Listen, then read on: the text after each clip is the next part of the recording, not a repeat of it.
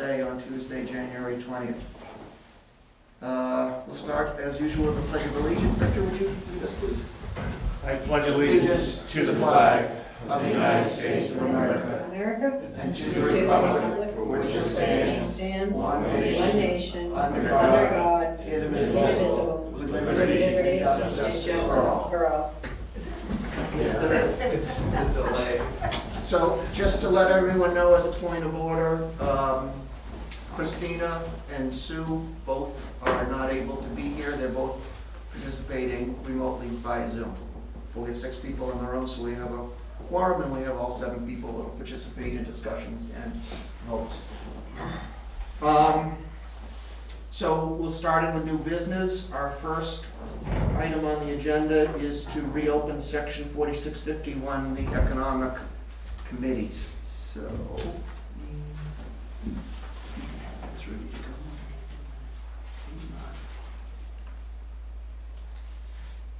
Sorry, I'm not as prepared as I thought I was. I'll make a motion to reopen consideration of section 4651, economic development committees, in the previous approved amount of $1,450. Second. That was Scott? Yep. Motion by Paul, seconded by Scott. I think we want to consider line 565, which is the Penny Path Committee, which is currently $250, and I'm going to let Buzz take over as chair of the Penny Committee. You know more about it than anyone, so. Right, just a point of information. Earlier this year, the select board, in reconstituting the Economic Development Commission, is now the Economic Opportunities Commission, moved the Penny Path from a subcommittee under the old Economic Development Committee to a standalone committee. We are just we are ever hopeful that this project will come to fruition. We're at the point now where we're approaching the goal line on having a signed use agreement with the Army Corps of Engineers, which will allow us to start forward with the actual project.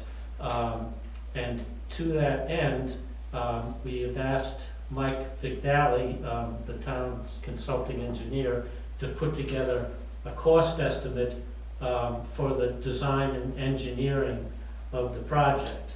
That estimate came out this morning. He was waiting to get a quote from a surveyor, and the quote didn't come through till yesterday.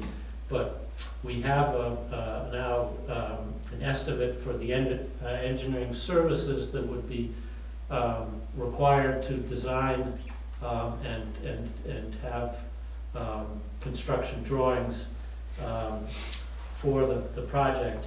And it's the total cost, including the surveyor, is $69,130. And I would like to amend line, 565 from $250 to $69,130.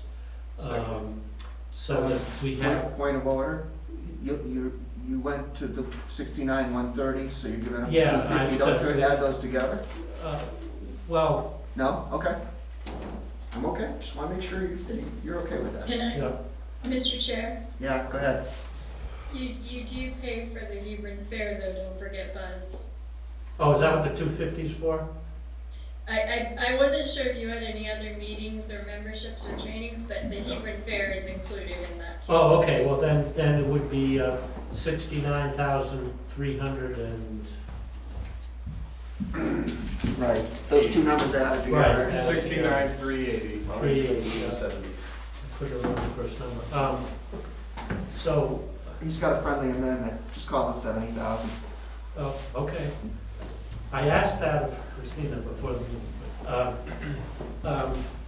but that, the intent is to treat this as if the project were being grant funded, and the monies, while there can be no guarantees, the monies that are spent on the design and engineering of this, hopefully, will be reimbursed to the town through the fundraising effort, but it's a chicken and egg thing.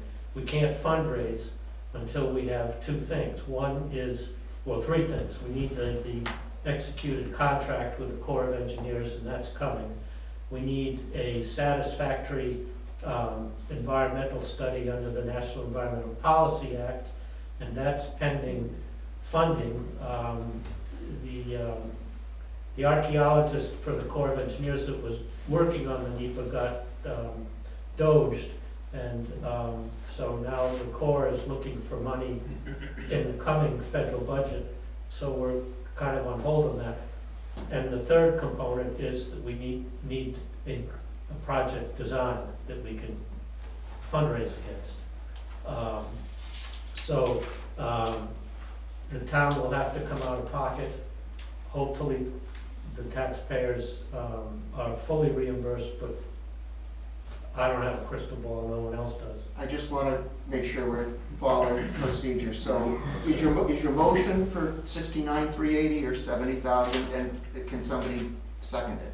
So could you state your motion just so we're clear? Well, I would, I'm not sure 70,000 gets us anything. So you want to stick with the So, yeah, I mean, 69,380? if we run into a problem, It's bigger than yeah, $600. So, I think the 69,380 will do it. Okay, I'll be happy to second that for you. So we have a motion now.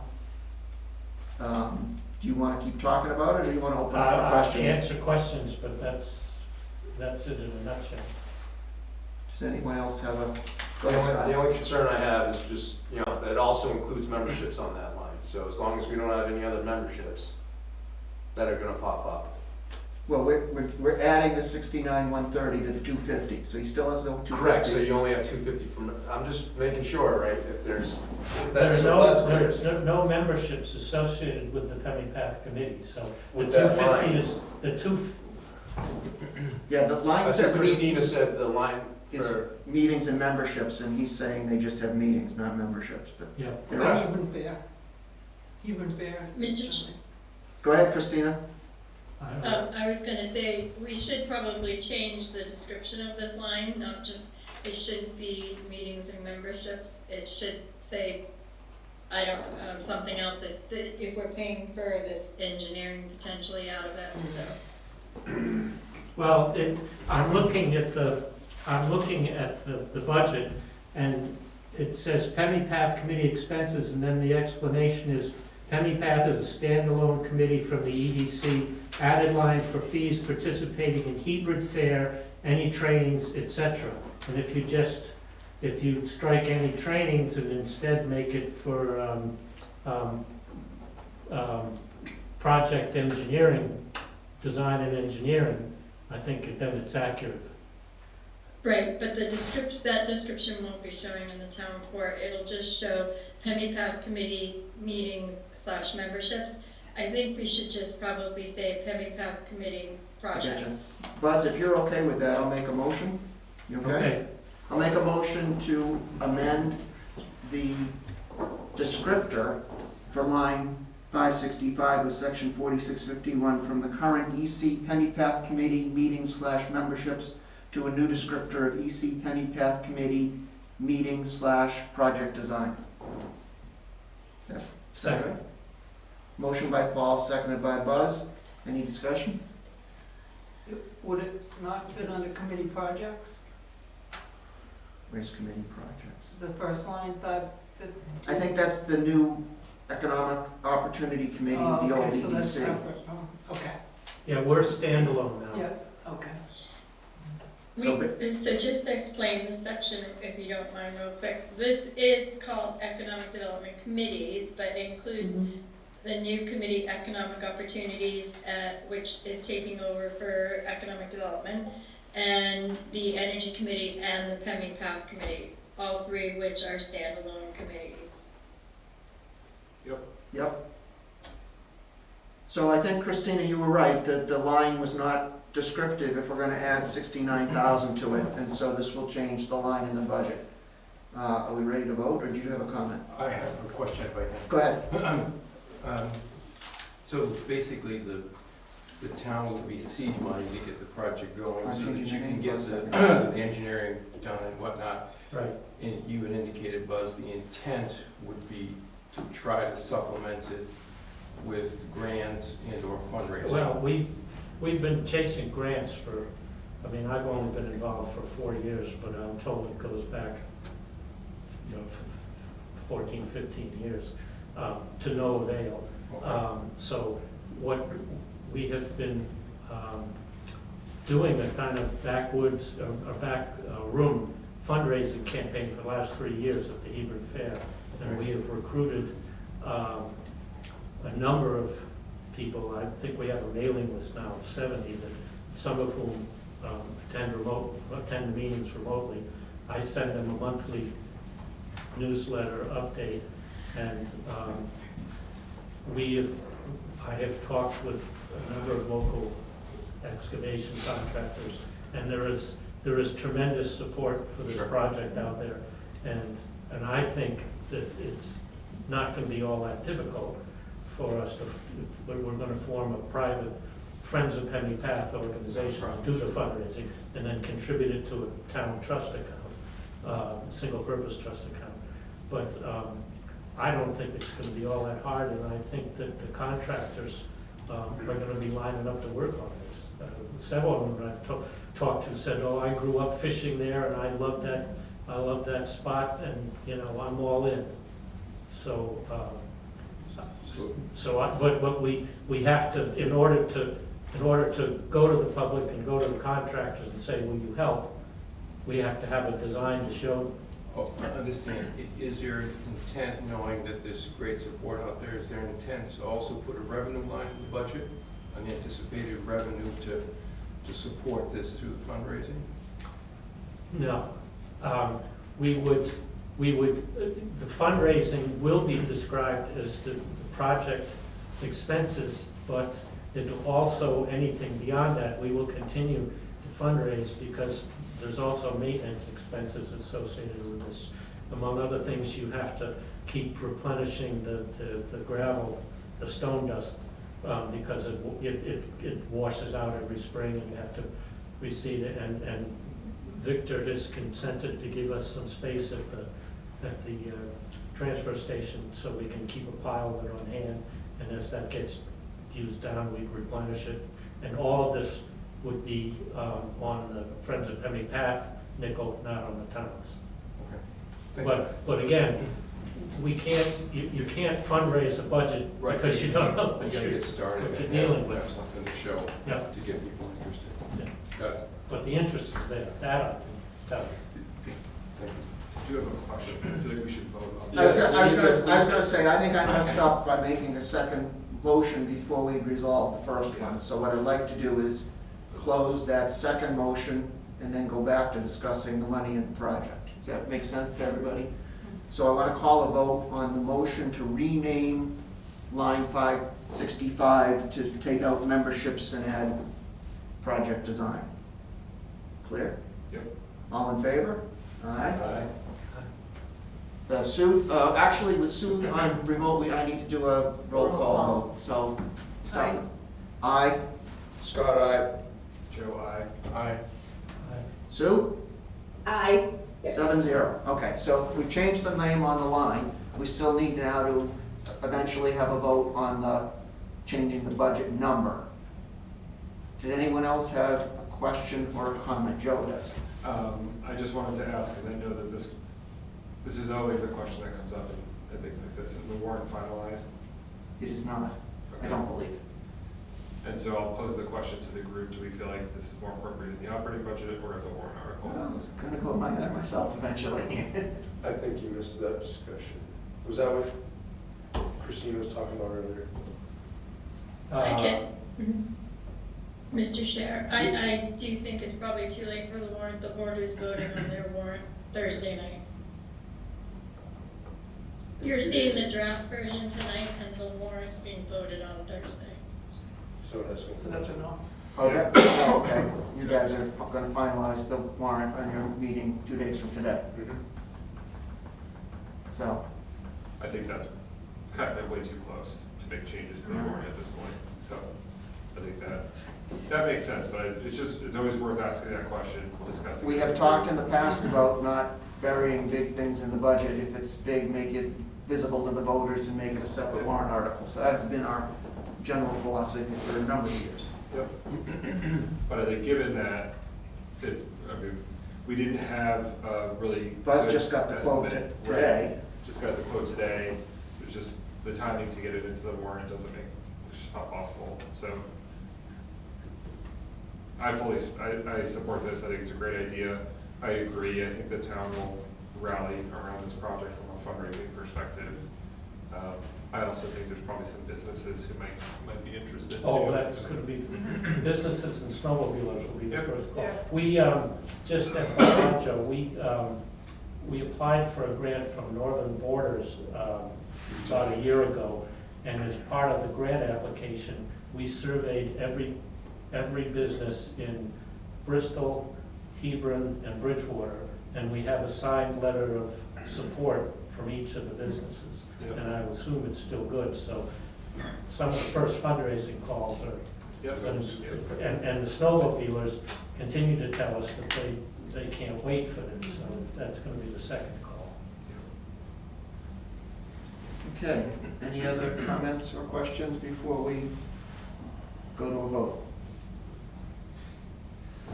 Not hearing any, we'll go ahead. So now we're voting on the first motion, which is to amend the amount for line 565, the Penny Path Committee, from the current amount of $250 to a new amount of $69,390. Everyone clear? So again, we'll do a roll call. Les, yeah. Paul, yes? Scott, aye. Joe, Yes. Was I? Sue? Aye. Okay, 7-0, it passes. Okay, so we are done with, so now I have to go back, hold on. So we had. Mr. Chair, Yeah, go ahead, I gotta do a motion to close the whole section, but go ahead. can I just confirm you said, was it 69,300? 80. So we added 69,130 to the 250 and got 69,380. Yep. And now I'm adding the 69,130 to the original 1,450 to get 70,580. Okay, so now we're gonna close this. So I'll make a motion to approve the overall budget, section 4651 for economic development committees, plural, from the current amount of $1,450 to the new amount of $70,580. Second. Motion by Paul, seconded by Scott. Any questions, comments, or? Not hearing any, we'll go ahead and vote. We'll start on the other end now. Sue, you want to go first? Sue, yes, yes. Thank you. Buzz, yes. Yes. Joe, yes. Scott, aye. Paul, aye. Yes, Les. 7-0-0, that's done. So we're done with that. On our agenda, we have to talk about the surplus for water and the surplus for sewer. It's not on the agenda, but we have a request to reopen roads operating section. Does anyone have a suggestion on what order we do these? Does it matter? I don't think it matters. Jeff's not I'm here. giving you something to cut. You giving me some, you want me to open a different section? No, I said I'm giving you something to cut, so you should open the section. Is that the surpluses or something else? Well, the surplus and the water Okay, surplus. okay. We'll do those first, next, yeah, then. Let's see, we'll do sewer first. I'll make a motion to reopen consideration of the sewer surplus budget section, which is 4328, in the current budget committee approved amount of $91,937. Seconded. Motion by Paul, seconded by Joe. Just for a quick update so everyone to know, originally what we did was we level funded this amount. And what we've discovered, or what we've come to a different thought about, is that by law, the water and the sewer are enterprise funds which need to be run on a break-even basis. So revenue has to equal expenditures plus surplus. Well, expenditures and revenues aren't static, so to expect the surplus to remain static was not a good assumption. So Christina's worked with Jeff to go back and update the revenue. We've already worked through the expenses, and now we have a new number, what the surplus should be to make everything balance, so it all adds up. So that's what we're doing tonight. So Christina, what's the new number so we can make a motion and change it? 46054. Wait, 46,000? $46,054. Okay. So I'll make a motion to amend line 900 of section 4328, which is the sewer surplus transfer from the current approved amount of $91,937 to a new amount of $46,054. Second. Motion by Paul, seconded by Joe. Christina, you want to say anything more? Give us any more information, or? I didn't get the revenues from Jeff until this afternoon, so the revenues that you're gonna see later tonight don't have Jeff's updated numbers in them. Again, they're just drafts tonight, but I figured since he knew what this number should be, we should adjust this tonight. Okay, I know he's not here, I don't think he needs to be. I did make a point to ask him during this discussion that everything looked fine, that, you know, revenues were covering expenses and we had enough surplus to put into capital. Now that the transfer has gone down quite a bit, do we still, I just want to confirm, do we still anticipate that for the coming year there's not anticipated to be a rate increase? He's not proposing a rate increase at this time, no. Okay, So there shouldn't be. The reason your revenues are going down is because, and I mean, your surplus. surplus in this line is going down is because there's enough revenues, so, to match it, so, except for that amount, so. I gotcha. Any other questions, comments from anyone else on the committee? I don't think there's any doubt that we should approve this. Makes me a little worried that the rate increase might not be coming this year, but it's closer than it was last month. But I don't think we can, at this point, I don't think we can do anything about that. This is what it is, and unless we want to go back and reopen some of the operating sections and cut expenditures to make this surplus higher, I don't know what else we could do. So, I'm gonna vote in favor of this, but I will see. Anyone else have a comment or suggestion, or ready for a vote? Okay, so we're gonna vote on amending the sewer surplus, which is line 900 of section 46, I should say 05, 4328, to a new amount of $46,054. We'll do, again, a roll call vote with a remote person. We'll start with Les. Les, aye. Paul, aye. Scott, aye. Joe, aye. Ryan, aye. Plus, aye. Sue, aye. Okay, that's approved, 7-0. I'll make a motion to close consideration and make a final approval for the section 4328 sewer surplus in the new bottom line amount of $46,054. Second. Motion by Paul, seconded by Les. I don't think there's any discussion. Speak up if I'm wrong. We'll do a roll call vote. Sue, can we start with you? Yes, yes. Yes. Yes. Yes. Scott, aye. Paul, aye. Les, aye. 7-0. We're done with sewer surplus. So now we will go to water surplus. So I'll make a motion to open, my cursor here. Section 4333 of the water department, which is the water surplus transfer, from the current approved amount of $104,884. I probably should know what the new number is. I'll second. Okay, what's the new number? It's, 53,895. Okay, so my motion is to amend it from the current approved amount of $104,884 to a new amount of $53,895. Motion by Paul, seconded by Scott. So, same thing, this is the number that balances the difference between expected revenues and expected expenses, right? Correct. Anyone have any questions or anything else? This is kind of a carbon copy of what we just did with sewer.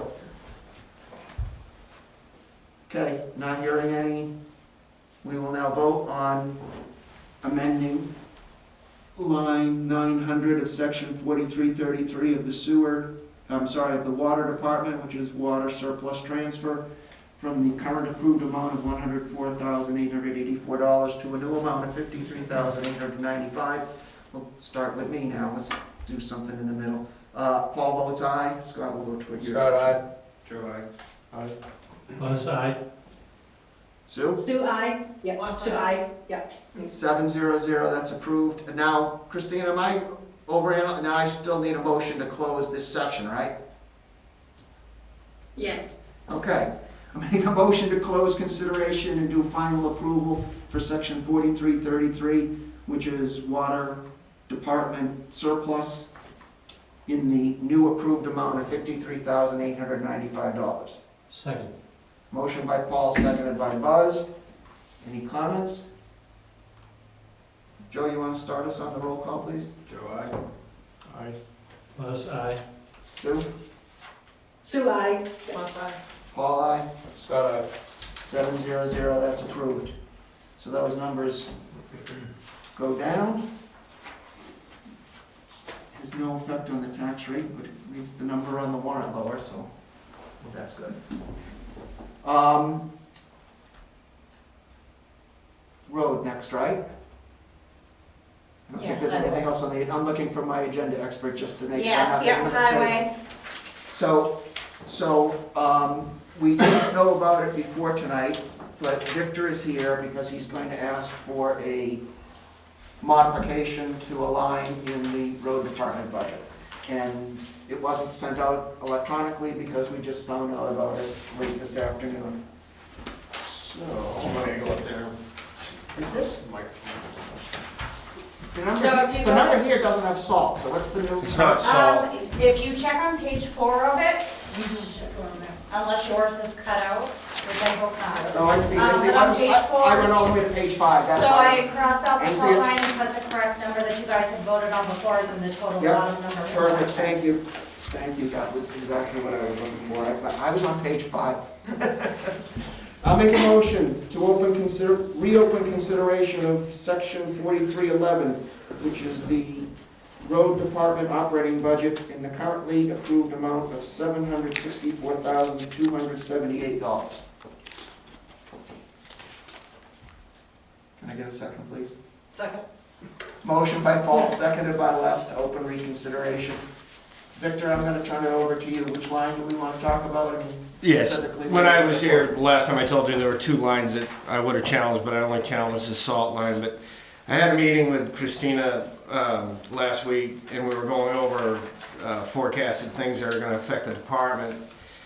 And one of them is that overtime line. I had beefed that line up the year before due to problems in the square and plowing and that, and then Christina and I were talking about some other tasks that are gonna come before the highway department, and Excuse me, just for everyone, that's line 140. 140, I'm sorry, 4311, 140. When Christina and I talked at length about it, we realized that, because I'm closing the year out at only $164.86 in that line. And with these new tasks that are going to be assigned, some of these small new tasks that are going to be assigned, we think the number needs to go back to the 30,000 that we were looking for instead of the 27. So we're just looking to add So you're 3,000. looking for one of us to make a motion to amend it from 27,000 to 30,000. Exactly. Okay? What are the new tasks?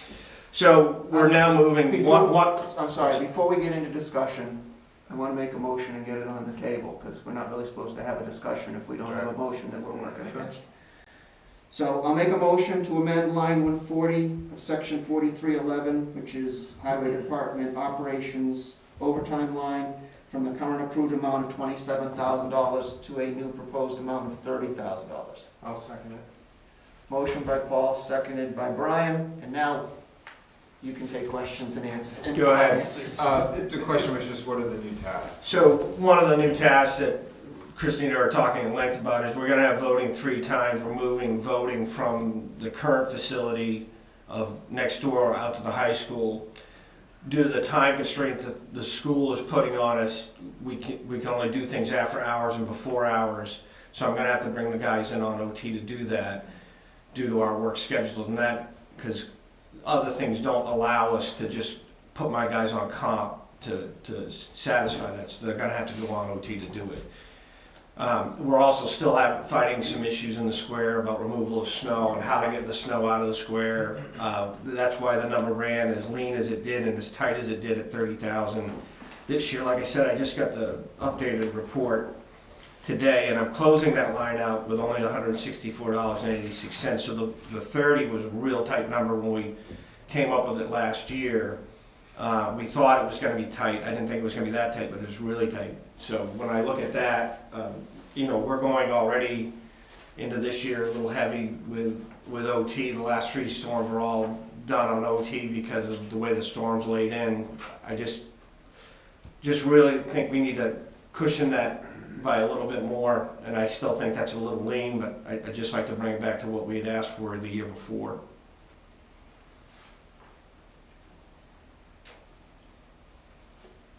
Anyone else have a question? Just Comment? a Go ahead. comment. Go ahead. If you look back to 2024, it was over 30,000, almost 30,000 this year. It makes sense that you wouldn't go down. Right. Well, I guess the other thing is I'd say it's always hard to cut because every year people make more per hour, so even if you keep the money left the same, you get less hours.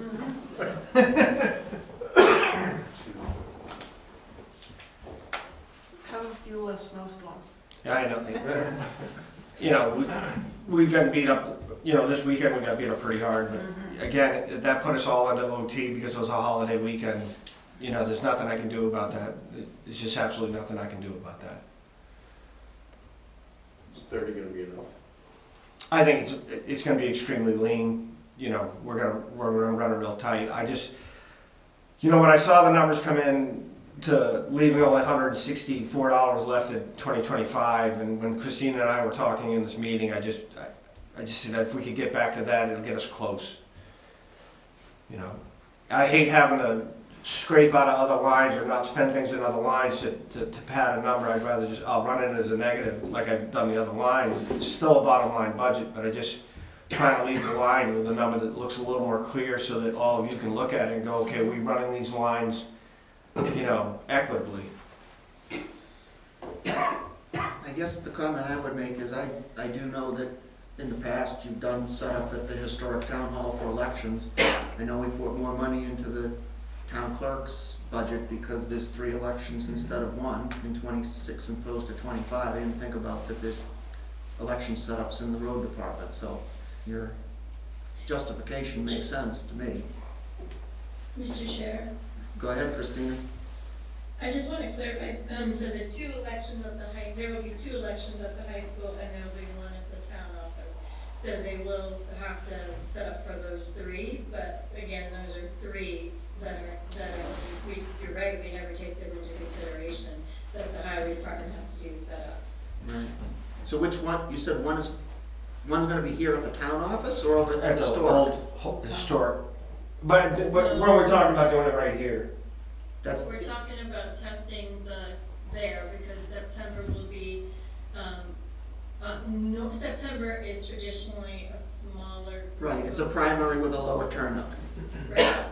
So Cheryl and I have been talking about testing that room you're sitting in, so. Gotcha. So, everyone knows I hate to add money to the budget, but I'm gonna support this one, it makes sense to me. I'd almost tell them to go higher. I know, I heard you say that. I will. But he said I will no thank you. if you're Well, okay. no. Well, I didn't say no, thank you. I said I wanted to get it back to where I think we got a working number that'll get that line tight like it was this year at plus or minus. If I see a negative in there, I don't want to see a $4,000 negative. If I see a $900 negative or a $1,000 negative, I say, okay, we call the budget close, as long as my bottom line doesn't drop out from underneath myself. Again, I cannot predict what Mother Nature's going to do to us. I do know, like these events and that, we still, we don't know what that's going to take us some time. On that, we'll get through this learning curve. Cheryl and I will get it through a learning curve, and that'll give us a better idea how we look at if we're going to keep operating out of there. Okay, any other comments before we call a vote? I just have a quick comment. Go ahead, What's please. the difference? Oh, yeah, what's the difference in the setup in school as opposed to the the old town hall? I So mean, we- it was a little bit, yeah, go ahead, I'm sorry. No, I understand your question. So what we have to do is take all the equipment that belongs to Cheryl that's stored in the town hall. We have to bring it down to the high school, pre-stage it. Then we have to wait until they tell us we can get into the building, which is after hours, set it all up, and then the next morning, we're gonna have to come in, we're gonna have to tear it all down and get it out of there before school opens, and then return it back here to the storage area at the old town hall. All this is done after working hours or before working hours. Okay, yeah, I get it. And then we're gonna, repeat the process for the second vote out there, and then we gotta do it again here. No, it makes sense. I could see the superintendent saying they don't want your workers in there while the kids are walking in the hallways. Right. Yeah. So, This, Mr. Chair, go ahead. this is the first year that we're doing it with the school too. I think that the school did not think about setup and also dismantling. So when I had the conversation with them last week, it was an eye opener for them. So we tried to come up with the best solution for us to still be able to use the building. I think we'll renegotiate better next year how we do it. So. Okay, we ready for a vote? Okay, so we're gonna vote on the motion to amend line 140 of section 4311, which is overtime in the Highway Operations Department, from the currently approved amount of $27,000 to a new amount of $30,000. Do a roll call, start with Brian. Yes. Yes. Sue? Oh, yes. Yes. Paul, yes. Scott, aye. Joe, yes. 7-0, that's approved. That was which, can I make a motion to close this section with a new approved bottom line for the department, or is there anything else you wanted? That was it, it was only the line I wanted to talk about. No, I thought so, I just wanted to be clear. So now I'll make a motion to close consideration and make a final approval for the bottom line budget of the Highway Operating Department, which is section 4311, in the new amount of $767,278. Second. Motion by Paul, seconded by Buzz. Speak up if you want to make a comment or anything, I don't think so. Buzz, let's start with you on the roll call vote. Buzz, aye. Sue, aye. Last side. Paul, aye. Scott, aye. Joe, aye. Brian, aye. 7-0, that passes. Thank you, gentlemen. Man. Thank you. So, Give her a hug for me. Give her a hug for me. Oh, no, I gotta stay, I got more on it. okay, so I think we are done with, I'm kind of thinking out loud here, I think we're done with the budget sections. Christina, do I need to make a motion now to approve the bottom line of our number, or do we just move on to revenues? I was thinking about that as you were talking. I would like to double check your bottom line because I haven't made all of your adjustments, but I want to make sure I've made all of your adjustments. Yeah, I don't have that bottom line number in front of me either, so, but if we do, we could have somebody work on it while we go do something else. Or I can give you the number. I'm just concerned that I want to make sure I didn't miss anything. Okay. So I can give you the number, I think I've made most of the changes while we've been meeting. Well, I'll be honest, if I'm not 100% sure of the number, I'm nervous about making a motion, having us vote on it, because then if it's not right, we put Right. ourselves in a very bad position. So if we're not sure of the number, I would pass unless it's absolutely required. I wouldn't make the motion and vote on it.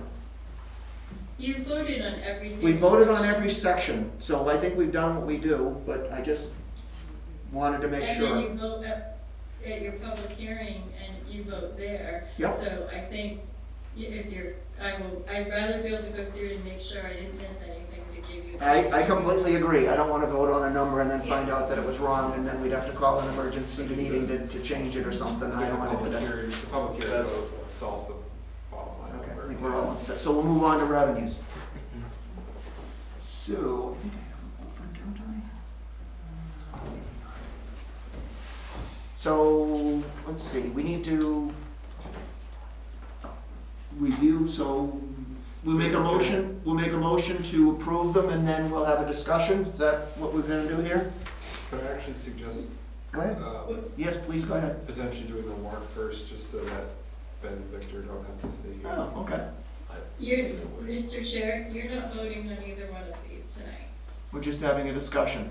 But I like, These are just your, sorry, go ahead. go ahead, no, I like Joe's suggestion. We can do warrant article discussion first, and then Ben and Victor can go home, and then we can do revenues. So these are draft versions. You wanted to see them before you go to your public hearing, so we wanted to make sure that we did that. The board will be voting on these on both versions this Thursday. So. Right. So, to your point, just to clarify for everyone, I'm not gonna make a motion, we're not voting on anything, this is basically a discussion. So everyone, A spot, go ahead, Sorry. go ahead, Christina. I was just gonna add, it's a spot where you can ask questions. If there's something you need us, that if we can't answer, it's something you need us to look into, we can look into it, and we can explain them to you, so. Okay, so we received these earlier today. I know people haven't had a lot of time to review them. Do we,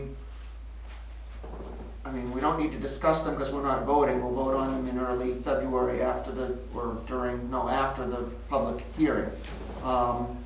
But do we want to go starting on Article 12 and just go through them real quickly? Is that what you guys want to do?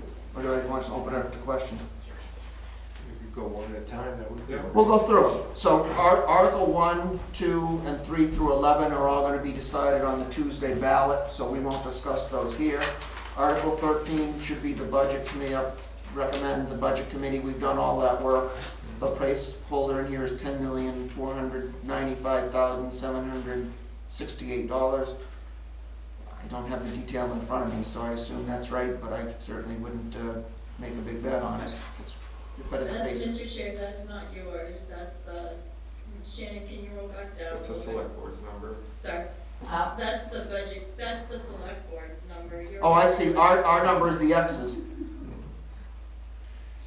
Okay. So I don't think we need to discuss this because this is basically a summation of the work we've done over the last 3 months, and if we don't like it, we can only blame ourselves. And I don't think we're in that situation. So we'll move on to number 13, which is a standard. It's in it's in every year. So it's established a contingency fund. In past years, I think it's been 25, so this year it went up to 30. Am I correct? Correct. The select board felt that it hadn't been changed for a number of years, which I can't even go back and tell you when it was changed last, but it's been 25 for many years, so they asked to move it up to 30 this year. The only comment I'd make is if you're concerned about this, Christina can provide a report on what's been spent out of the contingency fund for 25, but this is basically for unbudgeted emergencies. I think it's good to have. I forgot to tell you that. I can open that right now and tell you, because Well, I didn't want to get into details unless someone had a question, so I don't need the detail.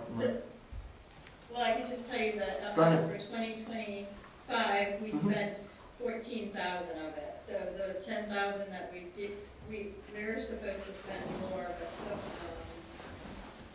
actually, let me just make sure. No, we spent close to 20,000 of it, I'm sorry. So the remainder of that goes right back to the general fund, but we spent 20,000 of it. Right, okay. So that's 13. 14 is $30,000 for patriotic recreation. So this is fireworks, right? Correct. And this is something, Next, go ahead. I was just gonna add, next year's the 250th anniversary of the United States. So, fireworks are gonna cost more. Yep. So the board agreed to put this up to 30. This includes, the fireworks show as well as, any entertainment, that we do on the shore drive. Okay, I think Scott has a comment. Go ahead, Scott. Yeah, the bad news is, we have not locked in a fireworks provider yet. And it's not looking promising, so. Uh-oh. They're already very busy on July 4th. We could get them for July 27th. Well, and it's especially busier with the 250th. Yeah. So it's, Supply and demand. You gonna go get your permit, Scott? Is that what you're doing? no. There's enough pyro guys down on the beach that can do it. All right. If there's questions or comments or something, please interrupt me. I'm just gonna keep moving through this. Did you say something on Yeah, I have a 14? question Go ahead. to Scott more often. Then how is the select board leaning as far as picking an alternate date versus just not doing it? It's still a struggle. Like, no one wants to go to Old Home Day. That was my No. suggestion, just do an Old Home weekend. That's tough. But, yeah, no, it's, my gut feeling is not gonna happen. We were given a date the weekend after. It's a question of if it's still open or not. They're closing pretty fastly, a lot of the fireworks providers, so. Yeah, this year was a year that you had to do it very early to apply.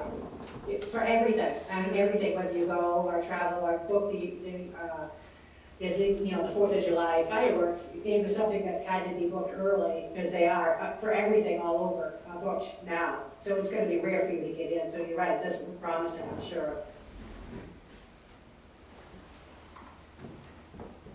I guess the comment I would make, Scott, is I had heard in past years that, again, even on a normal year, July 4th is very popular.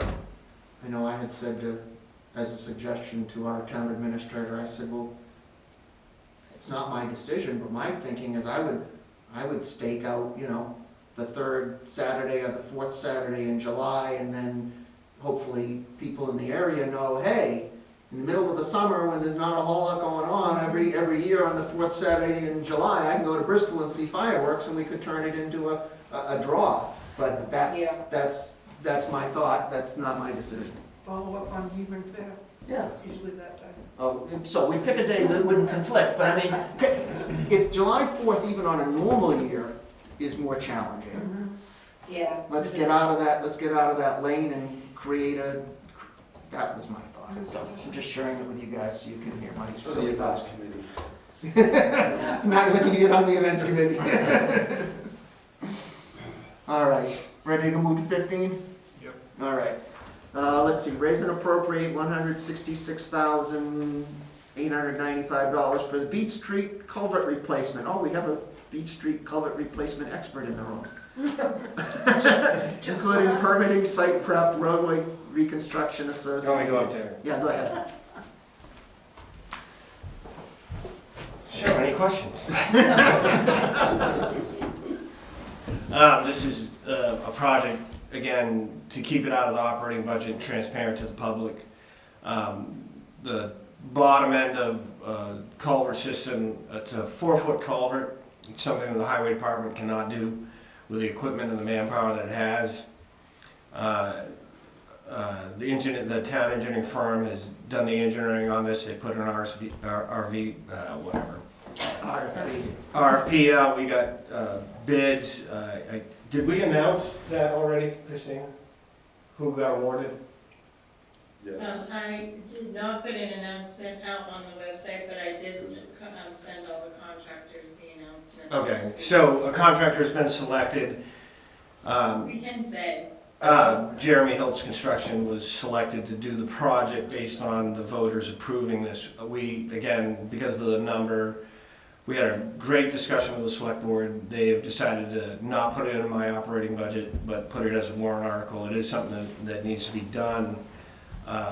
It has been band-aided. This section of pipe, the pipe actually runs from the Newfound River up Beach Street, up Second, through a right away behind some houses and ends up just below the meadows off of High Street. So it's fairly long, but the lower section has failed.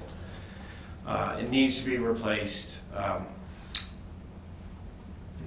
And this is stormwater, right? This is stormwater drainage from, So that whole side of town is soaked in water. yeah. Living on Chestnut Street, I can tell you that it's running constantly. Constantly. We had the drought this year, and it's funny that, it's not funny, but we worked that line up on Chestnut Street doing major repair on there, and we still had water coming in the middle of the drought this year. So, Yeah, it's loaded with springs. so. But anyway, so this is a tail end of it where it meets Newfound River. So one of the problems is when the river backs up, it stays up in the pipe and it causes washing. And when the bottom of the pipe is gone, it's eroding it and it's sucking the parking lot down and off of private property, which is our liability because it's our pipe. So, Gotcha. So the end of the pipe, which is a big, to me, 4 foot is big, it's a big diameter pipe. yes, The bottom of the pipe has failed, the water is causing erosion problems, we're seeing even on the surface that things are collapsing. This is pretty much a must-do project. it is. Okay. And that's how we're gonna have to talk to the public about. Questions from anyone else on the committee? The only question I have is, should there be a question mark at the end of that sentence? Which one? Oh, at the end of the warrant At the article. Article 15, the end has a question mark instead of a period. Oh, probably not, I'll fix it. That's out of my hands. good catch.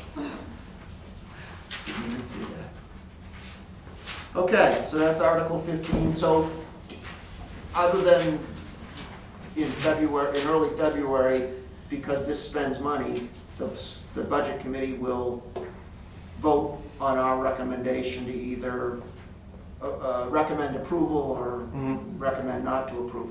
Is there anything else other than you want to make sure we vote to recommend, do you need us to do? This is. I would really hope you guys recommend to approve this. It's a must-need. And I think it's just the beginning of some future projects that are gonna come, and I think we have to handle them in small phases like this. If we were to go from the river all the way up to the meadows, we'd be talking millions of dollars. And I think it's better to take it in sections as they're degrading. Okay. I Yeah. guess Wait, what- can I ask, so what's the total distance? Replacement you're talking? I think the number and the contract was like, it's just like 390 feet. Okay. It goes from the center of the street at the bottom of Beach Street, the center of the street down to the river behind those buildings, the big brick building and the darker colored building right there on the corner. Did I answer? I don't know, that's your. Yes. Okay. Yeah, that's good. So I just was gonna say to the other people on the committee, I don't love spending money, but if something's failing, I think it makes sense to fix it. I would ask if you're not sure or you think you don't like it, let me know or let Victor know, give him another chance to share with you why it's really needed. We wanna hopefully show support for this. Well, it's a safety issue and It's a there's safety other issue. infrastructure nearby, correct? If I'm not mistaken. What was your? This infrastructure adjacent to the pipe. Yes, there's a lot of infrastructure next to the pipe. There's people's houses and stuff like that. There's a propane tank that feeds 3 apartments there, so if this collapses and takes any of that with it, I would think there would be a liability onto us, that we've known about a problem and haven't taken care of it. That's my, So, Mr. Chair, go ahead. I would just add that we've had sinkholes that have been springing up and having to be repaired and since I've been here off and on for years. It's getting worse though. And then there's a fence that runs down the middle of the culvert, that's all, and it's put us within, I would say, less than 2 to 3 feet from a house, right, Victor? Very close, yes. Yeah. It's an out structure, it's not a house, but it's an out structure. Oh, no, the house, where it runs right down the middle of the fence, right? No, the fence is right at the edge of on the side of the pipe, or right in between everything. But it's, the edge of the house is probably, 15 feet away at least. Best case scenario is 15 feet. It's probably less than that. When you get up towards Beach Street, it's probably only 5 feet away from the edge of the pipe. So again, this is another reason why the highway department itself can't do this repair. The pipe's too big and there's just too much. There's a telephone pole right up against the side of the pipe. There's a outbuilding that's right up against the side of the pipe. There is a massive propane tank down there on top of the pipe that's got to get moved. It's something that a contractor has to do. I hear what you're saying, I just wanted to share with the rest of the committee. The reason maybe normally I don't try to sway you guys so much, but I think it's kind of, I like the idea that this is a big project and it should be visible and a warrant article is the way to go. The downside is that if the voters vote no, then no means no. Now, I've talked to Victor about this. If it becomes a big enough crisis, you declare a safety emergency. But under normal circumstances, when the voters vote no, you're really not supposed to do it. So we've committed ourselves. I think I want to try to make sure that we're all supporting this project because I think that Victor's right that it's needed. So if you're not sure or you don't think you like it, please don't. You can do whatever you want, but I'm asking you, please don't just show up and vote no. Give us a chance to give you more information, is what I'm trying to say. I will say this, and again, I told you in the last meeting, I think the process that we have in this town where these things are discussed at the supervisory level with the town administrator, presented to the select board makes a decision, and then we go to the budget committee and we talk about these things. I think this process that we have irons all these types of questions out. I don't think things are brought through this process without a great deal of consideration. I think the select board had a great conversation with myself and the town administrator about whether we should do this with a warrant article and take the chance of that. And again, one of the selectmen said, well, what happens if it doesn't pass and there's a catastrophic failure? Well, that puts it into a different category. So we would have to find the money at that point, and that would mean we'd have to relook at the operating budget and cutting things out of the operating budget at that point. But I think the right thing to do is keep transparency to the public and show them that there's a large project here. Let the public make the decision on it, and let us state our case to the people on town meeting day. And the public is usually very supportive if they know something needs to be done. Yeah, usually if they know something could be catastrophic. That's what I was gonna say too. As long as you present it the way you just presented it, everybody will know the reasons behind it, and I think they'll be very supportive. Thank you, Sue. Mr. Chair, I can share the plans if anybody would like to see them. It's pretty much though, it just shows you the river and Beach Street, everything that Victor's verbally told you. It shows you where the pipe runs, but I can share them. I'm all set right now. Victor created such a great visual that I feel like we're there. Okay, all right. Thank you, Victor. Okay, thank you for your time. I think we're done. Have a good night. Sue, Christina, thank you for your time. So we'll move on to 16, which is amending the ambulance replacement fund. I don't know what it is currently, but it's being raised to $500,000 a year. Is that correct, Chief?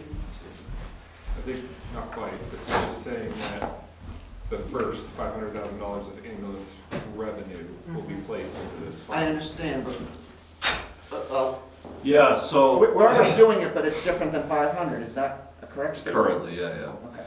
So I've been kind of working on the pre-town meeting and let's get the information out, and it was probably ready for tonight, but it's not, so it won't be. And the whole time there was kind of two these two like analogies running through my head, and I'm gonna get to one because I think it's the most important thing we can talk about. But the first is the first line of A Christmas Carol, which is the Marley's, or well, I like the Muppets one, but Marley was dead to begin with, right? And it just sets this fact: Marley's dead.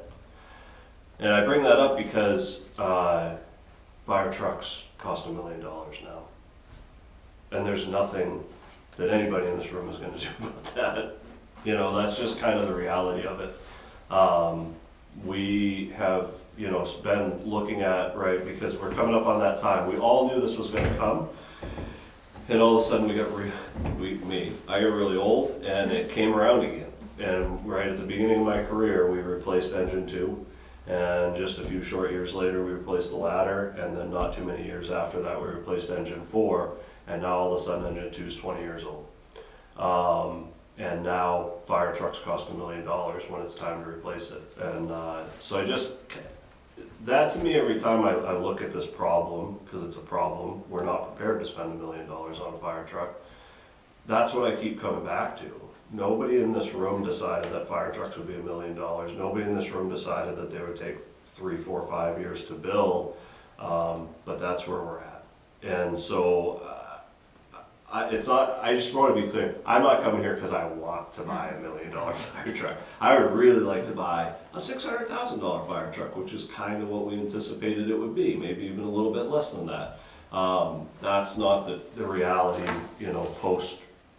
I hate to blame everything on COVID, but you can't help but make the correlation. So this warrant article stems from, we have a problem, which is we are not prepared to not only buy $1 million fire truck over the course of at some point in the next 3 to 4 to 5 years. Two things, right? We've got to place that order like this year, because this year, kind of that best case ballpark is we get it in, say, 3.5 years. Maybe it's 3. Might be 4. There's a chance in 2.5, but the truth is it's 3 or 4 years. 3 or 4 years puts us at 2030, which is about a year ahead of what CIP says. Just to kind of bring it up, CIP put the engine replacements at 25 years. That was never a realistic number. NFPA puts engine replacements at 24 years. NFPA is a national standard, right? NFPA doesn't factor in that these are running on salted roads for 24 years. NFPA also has a standard that says you should have X amount of fire apparatus based on your size and all that stuff. And a lot of times that includes having a reserve engine, or maybe you have another station or whatever. We don't have that. Like the year before I started, like 02, 03, somewhere in that section, in that stretch, we got rid of engine 3. Which would have been a great little reserve piece that would have said, okay, once engine 2 came, we could do all these kind of bigger maintenance rebuilds and whatnot, and we could miss that truck for, say, 3 to 6 months while it's, back out in Nebraska getting this refurbished done. You can't do that in our situation. We have a setup that allows, right, that engine goes out for a week or so, engine 4 can fill in its role. But to miss it for 3 to 6 months, there's just never a good time of year to be down a fire truck in the town of Bristol. So you don't have that ability, and so really when you look at it, at least at the firehouse level, we've always said, we've got to try to be in that either early 20s, somewhere between 20, 22, 23 years. We can't even hit that now. We'll still be right about 24 years by the time the truck shows up, if we order it this year. So then we go out and we look and we say, okay, what's the price? Now, we got the prices. It's roughly $1 million, right? Could we be a little less than $1 million? Yeah, we could probably be a little less than $1 million. All of a sudden I'm hearing some numbers being thrown out that we may be in the 800,000 range. That's not realistic. There was a number that was like that. That was if we had every dollar and we handed it to the manufacturer today. We don't have every dollar. And in this plan, we're not going to have every dollar because I'd need like $800,000 to make that work, and that doesn't make any sense. So we're going to be around $1 million. I've got to order, unfortunately me, I've got to order ladder 1's replacement maybe in 2030, probably in 2029. I need to have some of that, or I need to have a plan that says we will have that money when the truck gets delivered, right? And so that truck today is over $1.5 million. It's probably 1.6, 1.7. I'm projecting that even though it's only 3 or so years from now, we're probably gonna be around 2.1 if we buy a new truck to replace that. That's still kind of up in the air, and that any sort of used or refurbished market obviously really depends on the truck and what's out there, right? It's like anything in that market space. Well, then 5 years later, I've got to order engine 4's replacement, which seems crazy because it was only 12 years ago that we bought it, but now you're another 8, 9, 10, well, 9 years in the future. That truck's gonna be 2.6. We paid $445,000 for it. That's what the market is, right? So we can have a plan, and it's important to talk about those numbers because some people in this room or some people listening and people at town meeting are gonna say, well, we had a plan all along. We had this capital reserve plan. Why didn't we achieve that goal? Well, we didn't achieve it for 2 reasons. One, we never, not once, put the dollar amount that was described in the plan into that fund. We defer it, and we say, well, we'll double pay it next year, and then we wouldn't, we'd just make the one deposit. And so we missed out on that payment. And then it was supposed to be 100,000, and we said, well, let's make it 75. And then it's supposed to be 100, let's make it 85. Last year's deposit, according to the CIP plan, was supposed to be 135. We'd still be in this boat, we'd still be short. It was 100, which was great, right? And it put us in the right direction. So if you're never saving, right? And I get why it was. Years ago when we started down this path, we said, it's 15 years. We're 15 years out from buying a truck. We can defer that payment, or we can make that payment a littler now. We'll make it bigger down the road. Never happened. So the other thing that happened was COVID. The prices just skyrocketed. Pre-COVID, we're looking at this. I'm going into the CIP meetings and saying, hey, listen, it's not realistic to have this at, whatever it was, $400,000. It really needs to be like $550,000. That's what we're projecting the replacement will be in that time frame. And we were probably pretty close, maybe still a little bit under, but we're probably pretty close at that point. And then COVID happens, and there's these 10+% increases every single year, year after year. And all of a sudden, a few years into COVID, we're going, oh my God, it's going to be $800,000 to buy a new. Oh, it's going to be $900,000, and now it's $1 million. There was one, technically 2. One ended up at like $997,000. They're both right under $1 million, but there's only 2 out of like 7 companies we get bids from. As high as 1.3, same truck, but $1.3 million. And so you combine those 2 things together, right? We had a plan, we didn't follow it, and whatever happened, happened. There's a whole bunch of other stuff if you really want to nerd out on stuff. Search Rev Group, congressional hearings, all cool. We're not going to fix it, and Congress isn't going to have it fixed by the time it's time to buy fire trucks. And my opinion is it's a lot like the housing market, right? We've proven over quite a few years now that the market's willing to pay these prices. Anything that comes out of Congress is maybe stop backloading stuff and making it look good for your shareholders. Get these trucks out the door because they're important, but nothing's going to affect the prices. We've said I mean municipalities and everybody else that's running a fire department, yeah, we're willing to pay $1 million for a fire truck. We didn't do that, but everybody else did, and so now we have to live with it. So that's kind of the high level. And what I think makes the most sense, right? I went to the board and I said, here's really what we can do. We can give up on savings, and we can go back to financing fire trucks. Financing engine 2 was $245,000 when we bought it in 2005, 2006, just so everybody knows. That's the truck that needs to be replaced next. So you finance $245,000 at 3%. Sure, it's money, but it's not a lot of money. You do that with $1 million at 3.5%. That's a big chunk of change. That doesn't make any sense. That you could use if you have that extra $35,000, whatever, right? That's year 1, obviously. Over a next year loan, you're going to pay more than that. But if you have that money, why not put it into the resource that you're getting as opposed to just giving it to the bond bank, and that's great, obviously not giving it to the bond bank.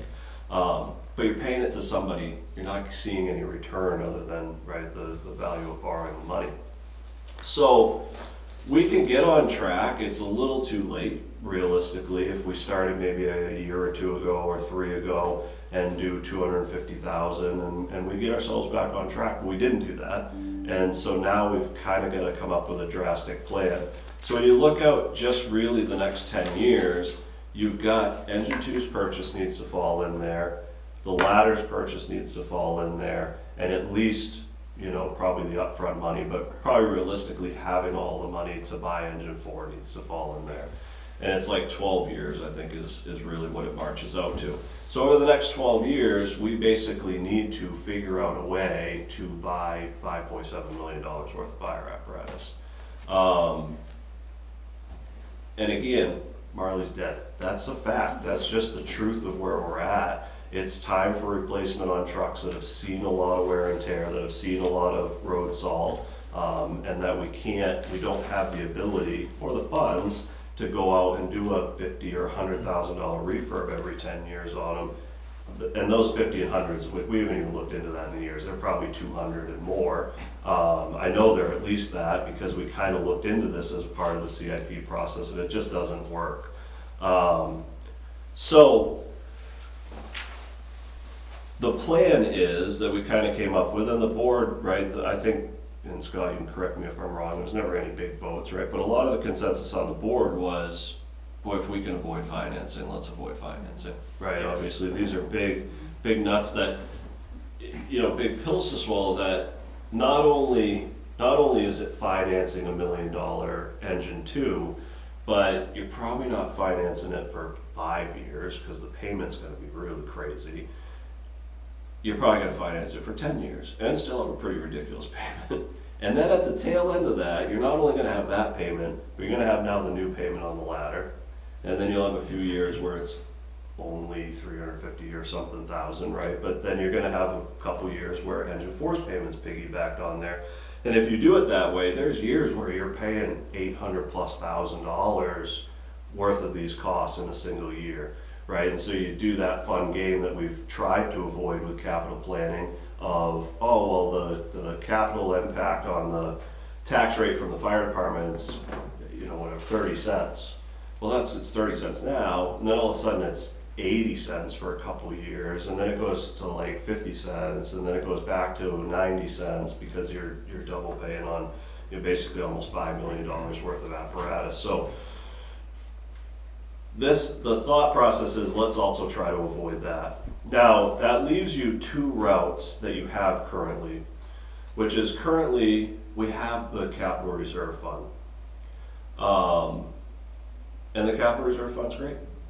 You gotta vote on it every year, but in order to make this work, you gotta put 500,000, right, or 400 and some odd thousand. There's some math involved in there, but roughly 410 to 500, depending on how you approach it. That's what needs to go into that fund every year. That's where the second analogy comes in, which is we were all at some point told, probably growing up, later in high school, a math teacher told you, if you put 10% of your paycheck into a retirement account, you will be set for life when you come to retirement, right? And everybody left high school going, I'm gonna do that. Now, if you had direct deposit, and you said 10% of my paycheck goes to the retirement account, and you never see it, never have to think about it, but it's always going there, it'll be there. If you do like I did and say, well, I'll put that $40 in every week, and you do for a couple months or whatever, and then you go, oh, I really need that $40, right? Which is what the problem we've gotten into with the capital reserve account. And we have to do it every single year, and every single year there's something, and I understand that, right? Everybody's asking for money, or the economy's up and the economy's down. And you gotta go in front of the voters now, potentially, and say, we need $500,000 in this account, not the 50 and 75 and 100 that we've been doing. And maybe people see it, and we get through engine 2's purchase, and maybe the ladders, but wow, we still got a couple of years, right? Let's skip a year. Skip a year, the whole plan's done. You're not gonna have the money to replace engine 4. That's just the truth. So the benefit to the other option, which is what we're talking about, is the ambulance revolving fund. So the ambulance revolving fund was set up in 2014, and the benefit, to kind of close this, whether we direct deposit our retirement savings or try to do it on our own, the ambulance revolving fund was voted on in 2014. It was at $40,000. That was the deposit every year.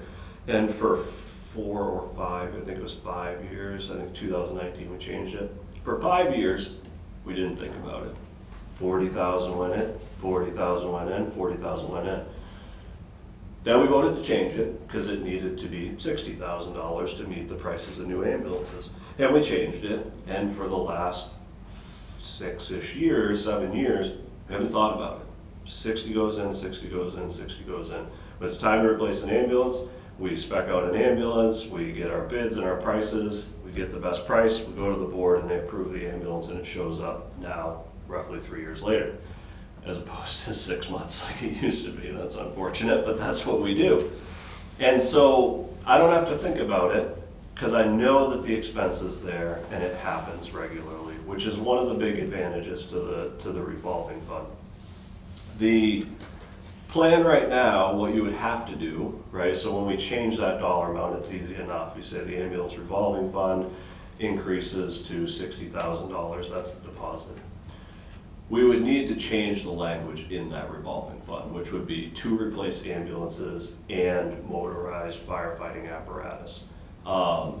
I use that term because that's what NFPA uses, and then even down the road, nobody will be confused as to what we're buying. Fire trucks can be, right, is fire truck just the engine? Does it include the ladder? Motorized firefighting apparatus is a kind of industry standard, which is what I would change it to. So what the ask is to say, if we change that number from currently 60 to $500,000, we can keep it at that number for like 9 or 10 years. We'll have to increase it at that point to about $525,000, and about another 10 years later, we'll increase it to closer to 600, creating kind of like a 25-year plan, which is our replacement cycle, give or take, on firefighting apparatus. So I know I'm not going to care about it. Probably a lot of people in this room are going to care about it necessarily, but I care about it. That's my job, right, is to set up the best plan that I can for the future. The reason why I think it makes sense, outside of it's the direct deposit. It's a problem. We know we have to do it. When you did it at work that first day, and you said I'm going to make $500, and then you realize, oh, I'm only really going to make $450. Maybe for the first 3 pay periods you missed it, but then it became second nature, and then you get 20 years and 30 years and 40 years down the road, and you realize the benefit that you've gotten from that. So 500, if you look at it, we still got to replace ambulances. That's all factored in there. We're coming up on, whether it was this year or next year, we needed to increase that number to 90,000 for ambulances. So should we move forward with this plan, we would say, okay, $500,000 worth of that ambulance billing revenue is going to go into this fund every year.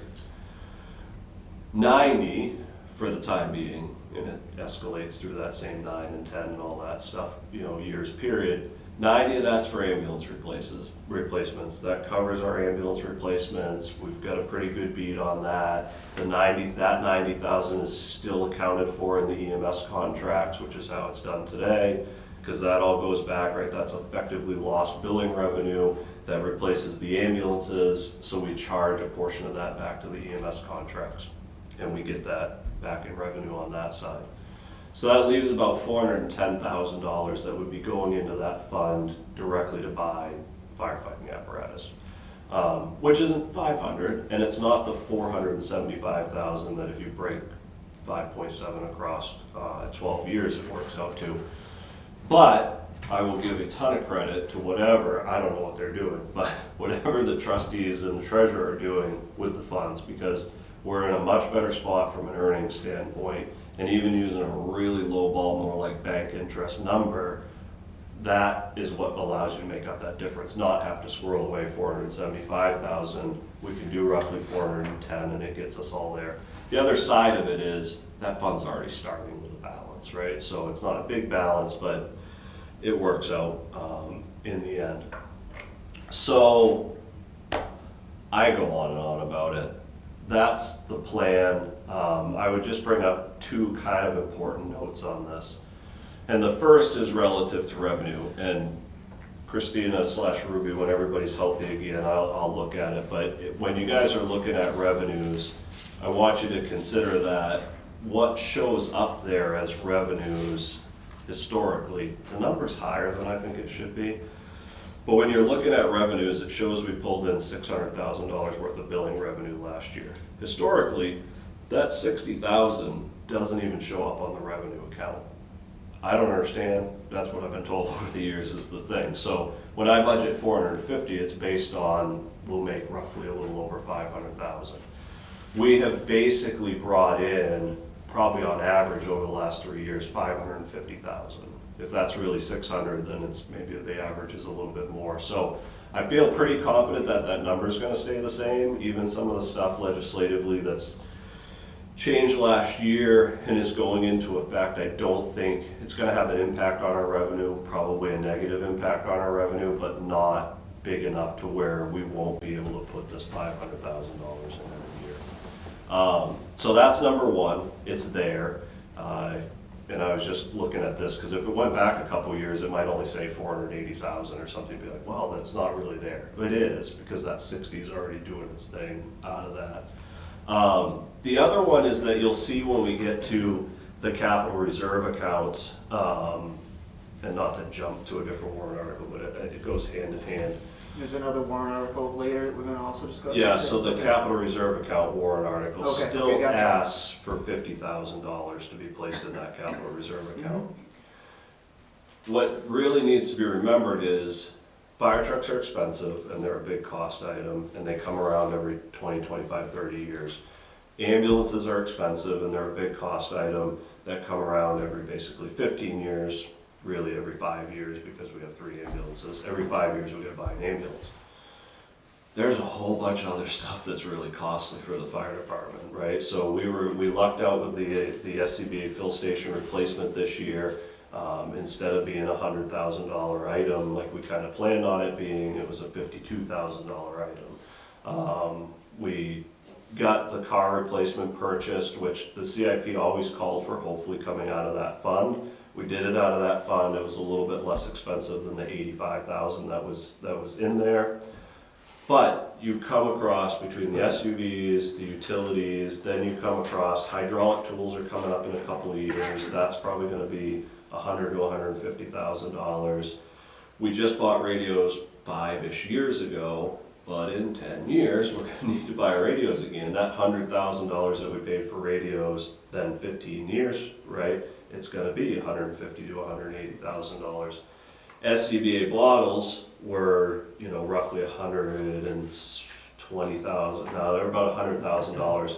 We replaced them on a grant years ago. We've kicked them down the road, which is fine, right? The standard that they were built at is really good, but we are going to need to replace them in roughly 10 to 15 years, and it is going to be $450,000 to $600,000 to replace our SCBA's. So the plan, the way I have this broken out, you would do that in 2 years, which is nice too, because it balances out kind of, then you're going to hit bottles. The bottles aren't that expensive, but 15 years down the road when you need to replace bottles, instead of spending whatever it is, $200,000 on bottles, you can spend 100 here and 100 here, and it just keeps the fund nice and balanced. So all that stuff that's generally like a 10 to 15 year replacement that yes, we just bought the compressor, but 15, 20, hopefully 20 years from now, we're gonna buy a new compressor, right? And so that, what could be $200,000 is gonna come back around, and we've gotta have a plan for that. And that was kind of always the plan with the fire department equipment reserve, is that you'd have a plan for not only that, but you'd also put enough money away to buy fire trucks out of it. We didn't do that. And so I think, and I think the board agrees, this is really the best way we can move forward to say, we have this problem that needs to be addressed. We don't have enough money, and we don't want to finance that money to buy and replace fire trucks. We have a known revenue source, right? We have a fund and a program that has worked for the ambulances. Really, in 12 years now, nobody except for the select board and really myself have thought about replacing ambulances. The money's there, we make the money every year, the money's there, we get, the best value that we can, and we're able to take advantage of timely ordering on things.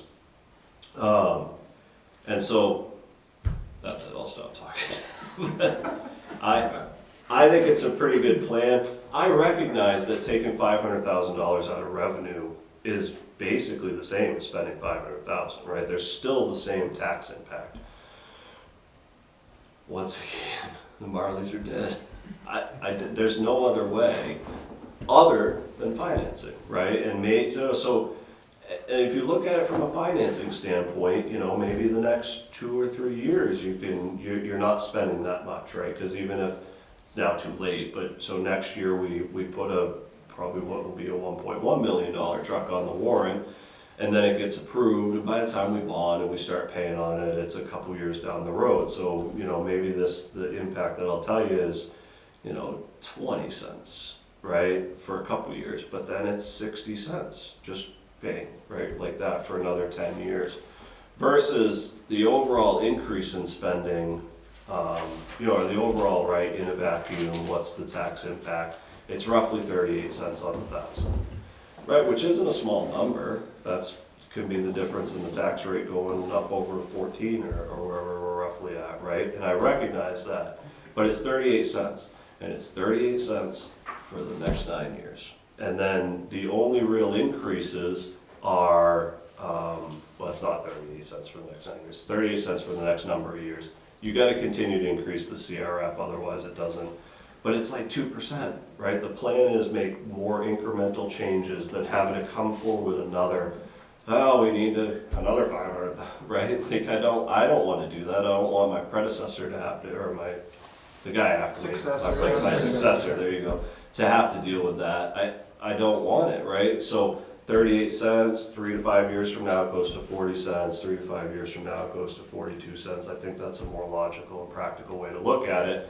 And at the same time, know that the money's there and we can get these purchases made and keep doing what we do at the fire department.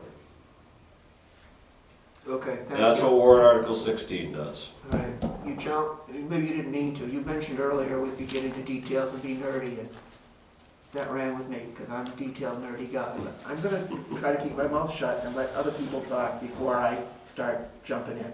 So let's get somebody else to say something. I was just gonna comment, I think, so you're really talking about automating savings, right, which is the principle we're all taught at some point.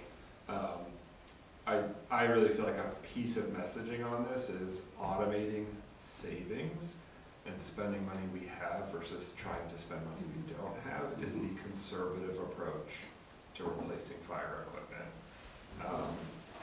Leasing is the not conservative approach to buying fire equipment. And when you're talking about $1 million loan, 3.5% on 10 years or so, you're looking at $200,000 worth of interest. And so that doesn't help the tax rate in the long run, right? That's an extra $200,000 worth of expense that we're gonna feel. So I completely understand that intent and the principle. I think your point that we have to operate within the bounds of reality, right? So it's not a decision of, fire trucks cost $1 million, right? And so the conversation then is, are we gonna replace a fire truck or not have a fire truck, right? Like that's the dichotomy that really, and I think Bristol prides itself on having an effective and capable fire department, EMS service, etc. I don't think people realize how valuable it is until they show up at your house. So that's my 2 cents. I think what you've proposed is the most conservative approach we could take to try to fix this problem. So. Yeah, go ahead, Buzz. I've got a couple of questions. The first is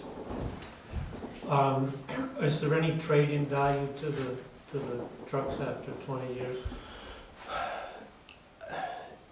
None of it's known until you put it out into the market, right? So it seems like the trade-in market is still basically the same as it's always been, which is, we'll give you $10,000 for the truck.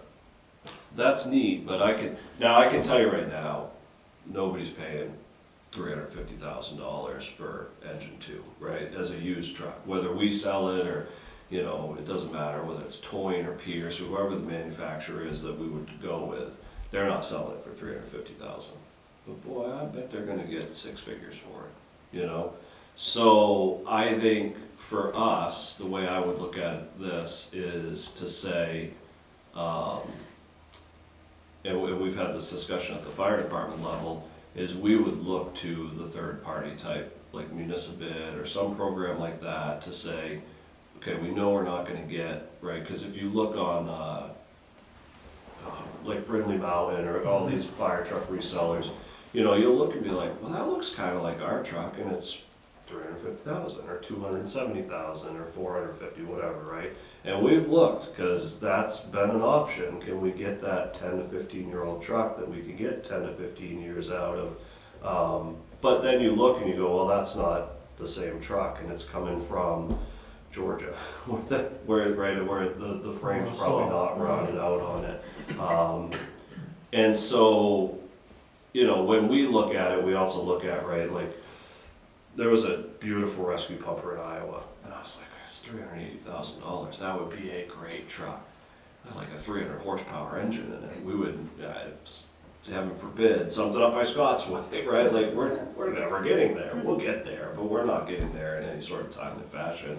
And anything right up off of Beacon Hill or Hemp Hill or Hemlock Brook Road, we've got to have a 450 horsepower motor minimum, right? Matched with the right transmission, maybe get a 4, maybe get a 5. But, you know, our truck has value. Our truck to the, you know, the Spiel rep or whoever we might go through, they're gonna give us that standard 10, maybe 15,000. They haven't given anything yet because we're just still early in the process, but that's also what we've kind of been told. So, you know, Municipal maybe gives us the opportunity, we just don't know what the number is. So maybe Municipal, we get 125, I don't remember what their commission is. Maybe the town does see $100,000, right? And maybe that's whether it's just offsetting revenue helping the tax rate or, you know, the same unreserved fund balance and we fund the CRF out of it that year, however. There'll be some funds there. I just, whether it was the intent of your question or not, I don't want people to go on Brindley Mountain and be like, well, we can get $300,000 for this truck, so at least we'll recoup that. You're not gonna get $300,000 for engine 2. Well, I was actually gonna go in a different direction, but Sure. the salt factor may be the answer to this, but why not just keep it? You've got space for it, why not keep it and put a little money into it, and then you've got a reserve truck that allows you to do prolonged maintenance on the frontline apparatus. Yeah, we've talked about it. I'm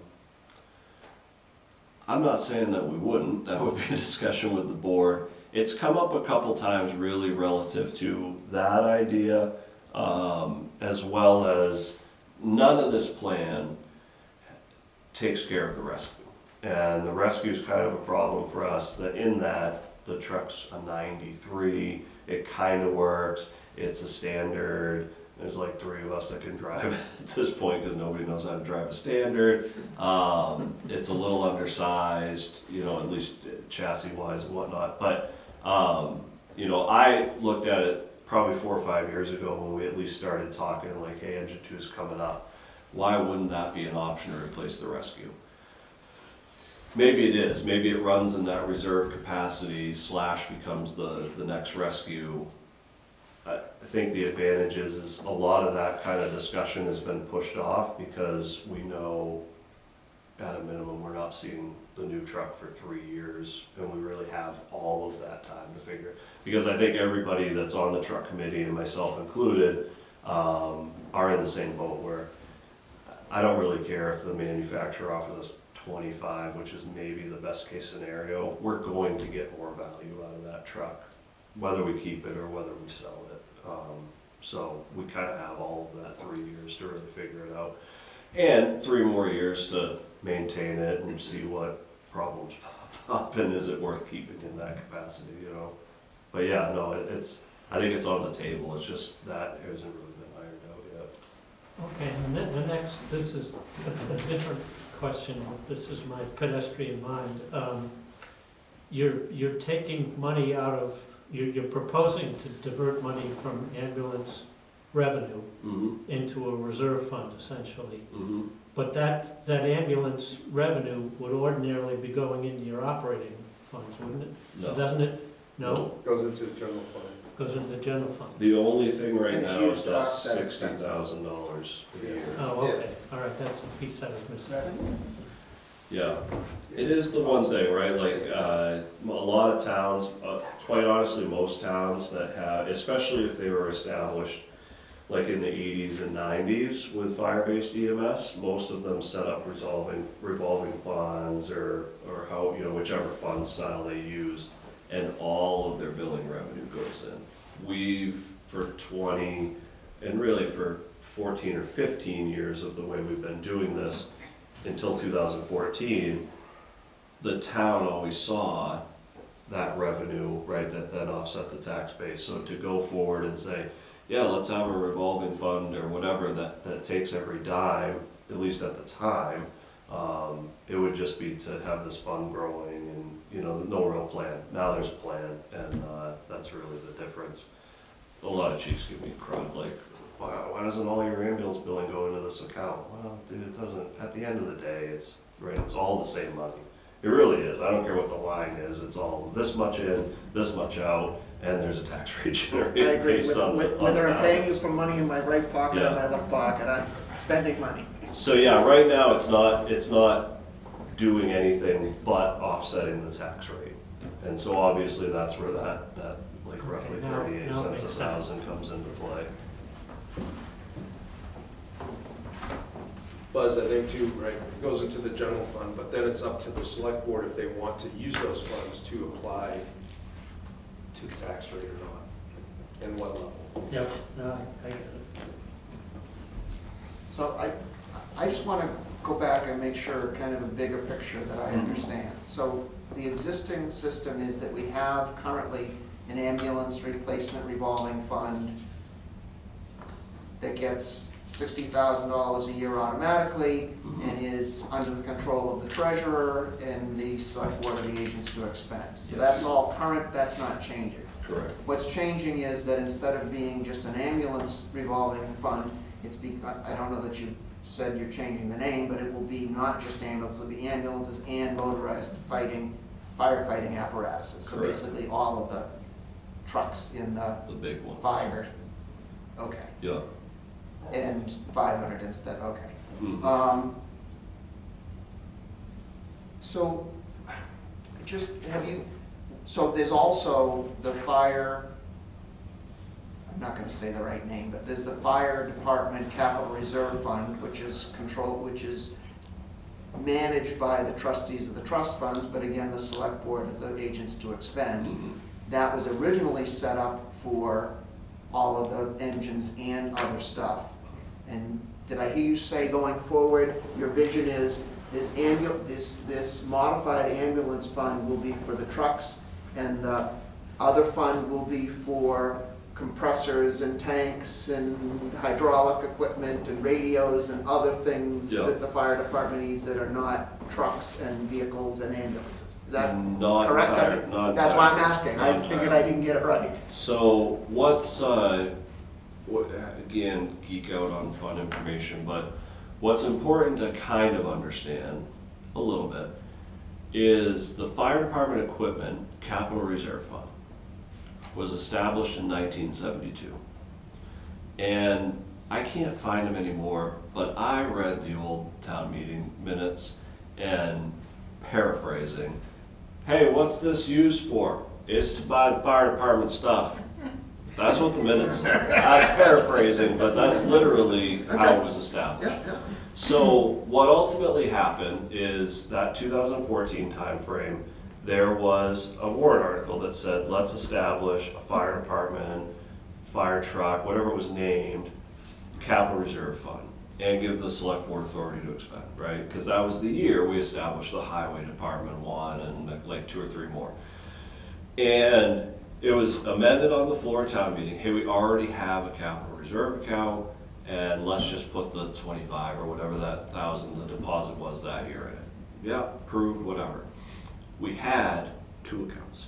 One was for apparatus, and one was this, that was like 2000, 2004, and then one was this 1972 account. Wasn't specified.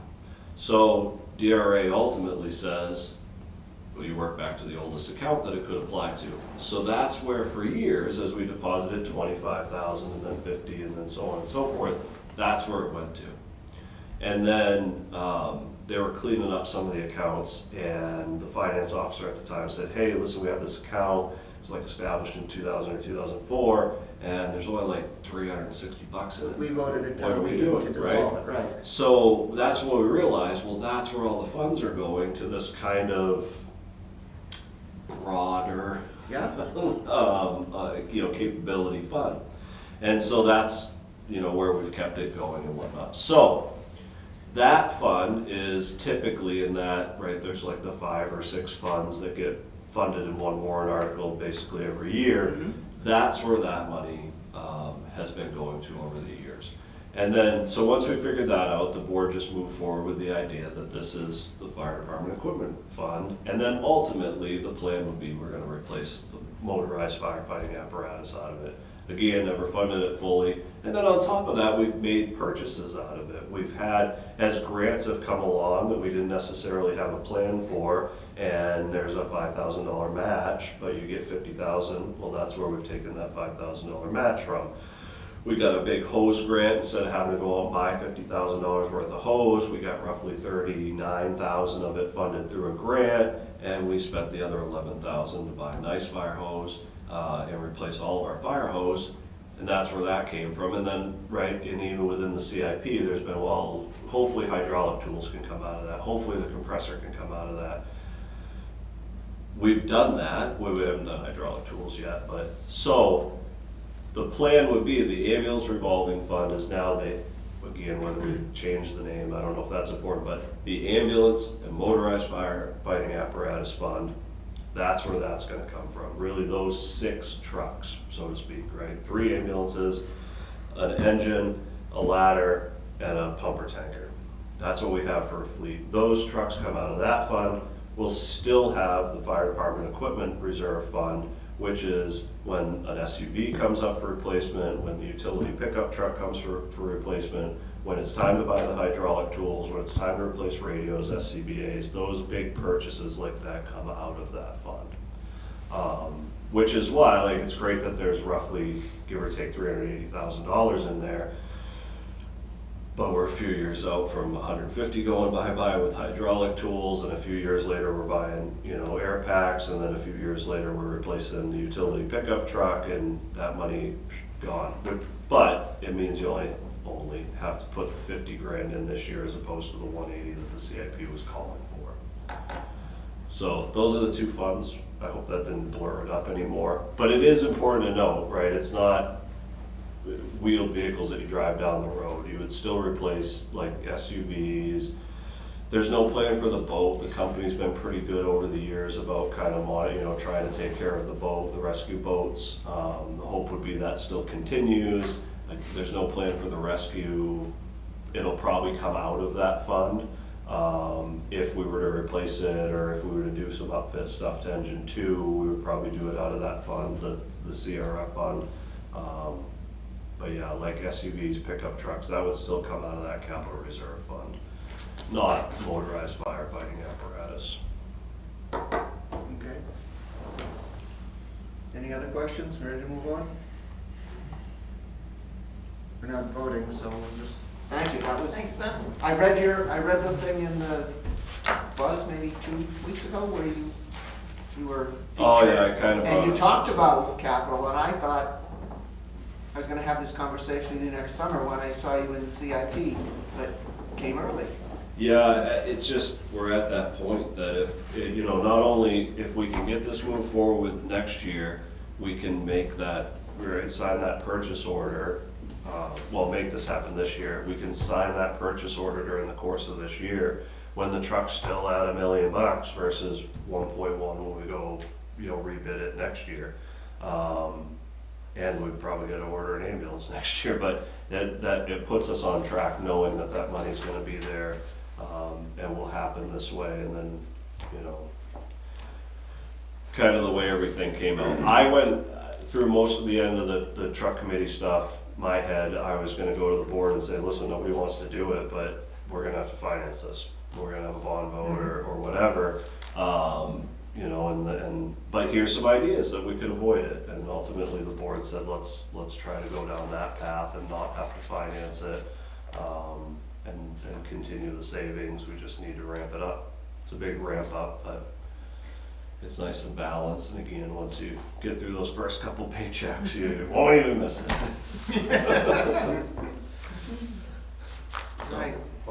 Yes, go ahead, Scott. So, as a talking point also, do we have any way to estimate like the interest we would earn on that money in the funds? Would the trustees have that available? As one of your 3 trustees. I know you, that's why I'm Yes. asking you. Right, Yes. so, right, but that would be a good talking point also. So instead of paying interest down the road, financing it, we're gonna put this money aside and earn some Some interest to money. help offset. So if we had that number, Interest rates fluctuate. Yes, They do. It's hard, That's why- that's, he that's asked for- kind of crystal ball. He asked for an estimate, he didn't Yeah. ask for a commitment or a firm number. An estimate we can And get. they're Go ahead. in a downward spiral right now. Right, Christina, go ahead. I was gonna say, this is a treasurer account. Correct. We can certainly check and see what the current interest rate is, but this one is a treasurer's account. That is correct. Thank you for that. You are right. so it's fit, or, So it's Kathleen you want to talk to. well, But I can tell you, I can go look it up and tell you what we're currently earning Right. on the trust funds that are held under the trustees of the trust funds, yeah. but I think if we had that at town meeting, that would be a talking point that we could talk to. Yeah. Help also.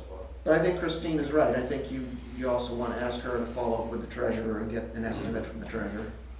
Yeah, it seems like they're in line with what you guys are doing. I'm sure you guys are talking to some degree. And it's in there, that presentation, I'll do the same, you know, I'll voice over a PowerPoint or maybe get with Kate or somebody and do something a little bit nicer, but that's in there. It's just, it's as loose as we kind of said it without throwing out a number, because, you know, I certainly don't want to put it in there and say, we're earning X percent and then we're earning 70% of X percent. Well, chief, you screwed that up. And I would never factor it at that. So I think everything's based on earning like a percent. So if we do better than that, then great. And it, you know, as we come up to these next purchases, then we can make adjustments and whatnot as needed. But, you know, 1 to, whether it's 3 or 4 or 2 or whatever, that's not gonna make a huge difference. It does show some, because they want to plan for, otherwise I'd be in here asking for 600, and that's not really realistic. The town's doing a better job with their funds, and we should recognize that, so. Okay. Article 17 is about the, Thanks, Chief. thank you. Thank you. Is about the appropriation for the 6 capital reserve funds. I don't know.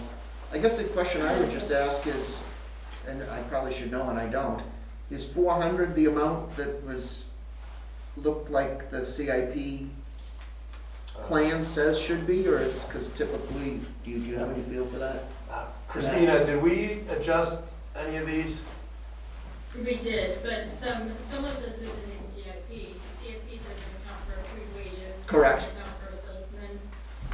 Correct. For your assessment, so, but we adjusted our accrued wages down, normally that is. Now, that looks like a low number. 25. Yeah, it's normally 25 to 30, but we adjusted it down to 15. Assessment has to go up because, we're starting the next 5-year cycle and the cost of the revaluation has gone up. Yep, the contract. Sorry, I couldn't hear you. I said, yes, I know we have a new contract and the rates are higher. So I wasn't questioning the numbers, I was just trying to feel for how, we just heard the fire chief say that one of the issues is that even when we've come up with plans in the past, we haven't funded them completely, and I was just curious, how about the rest of these things with highway equipment and police equipment? Do we shave those, or is that what the plan asked for? I can finish explaining if you'd like. The assessment reval, we did bump that up. Fire equipment, I believe CIP obviously says 85, but the chief explained that we dropped that down to 50. Highway equipment, I think that's the same number that CIP had. Police vehicle, we bumped that up. CIP, I think, has like 75 or 77, and we bumped that to 80. And then town building maintenance capital reserve, the CIP had 10,000, and we bumped that up to 25 because we're gonna be paying for some. Yeah, I understand. We made some spending out of that late in the year that we didn't know about until late in the year. Yeah, yeah. That we learned that we're responsible for the library also, Right. so. It's Okay. gonna come out of that fund. These amounts don't total 400,000. No, I just realized that, I was gonna let you know. I had totaled it before and sent it to you and then made the change after, so that's my fault, I'll fix that, so. Thank you, Buzz. Thank you, Christina. Okay, number 18, moving on. Shall the town, I don't know anything about this. Shall the town adopt the provisions of RSA 72:35 for an optional tax credit of $2,500 for a service-connected total disability on residential property? So that we have to do every year, that's what we give to our veterans that apply for the tax credit. So we have to approve that every year. And the No, budget we committee don't, does not sorry, have anything to do with Mr. it. Chair. Correct. Go ahead. We don't have to approve this every year, sorry, Scott. All right. What this is, once it's approved, it's usually adopted, but there was a law change this year. We give out to our service-connected total disability, we give them currently 2,400, if I have 2,450, I can't remember which number. But we normally give them, they get a regular veterans credit and then they get a service-connected total disability. With the law change, they can't get both. So we talked to the board and the board didn't, they felt that these people shouldn't be punished. Now they were gonna lose about $700 off of their optional tax credit. So the board is made it an even number of 2,500 so that it would be, they wouldn't be losing anything. Gotcha. I remember reading about this in the newspaper, and the state senator who was a veterans advocate who got this thing passed and then realized that some of the veterans were gonna get shortchanged, so yeah, I know a little bit about it now that you tell me what it is. Okay. Anyone else on 18 before we move on? No? Okay, so this is not veterans. 19 is elderly exemptions from property tax based on assessed value. Is this, again, Christina, is this, the state law requires us to change this, or are these numbers different than what we're currently doing? These numbers are different than what we're currently doing. We've been receiving some concerns that the town hadn't adjusted theirs for a number of years. From memory, I believe it was 2004 or 2007 for most of these articles you see coming up was the last time the town did an adjustment. And the valuations have changed over the years quite a bit since 2004 and 2007. So Joanne did a review of other comparable towns to see where Bristol was at and recommended to the board to change what we were offering for an exemption. This one here is elderly exemption and the next one's disabled, and I think there's a couple others beyond that, in order to bring us back up to date with our evaluations. These are exclusions that exist today, we're just increasing the amounts. That's what it sounds like to me, Correct. yeah. Yeah. Right. Yeah, correct, Right. we're increasing the amounts and of the assets and the incomes, so. I gotcha. And I had to read it twice to be sure. We're not giving, for example, they're not getting a $35,000 credit. They're getting $35,000 subtracted from their assessed value that they're paying taxes on.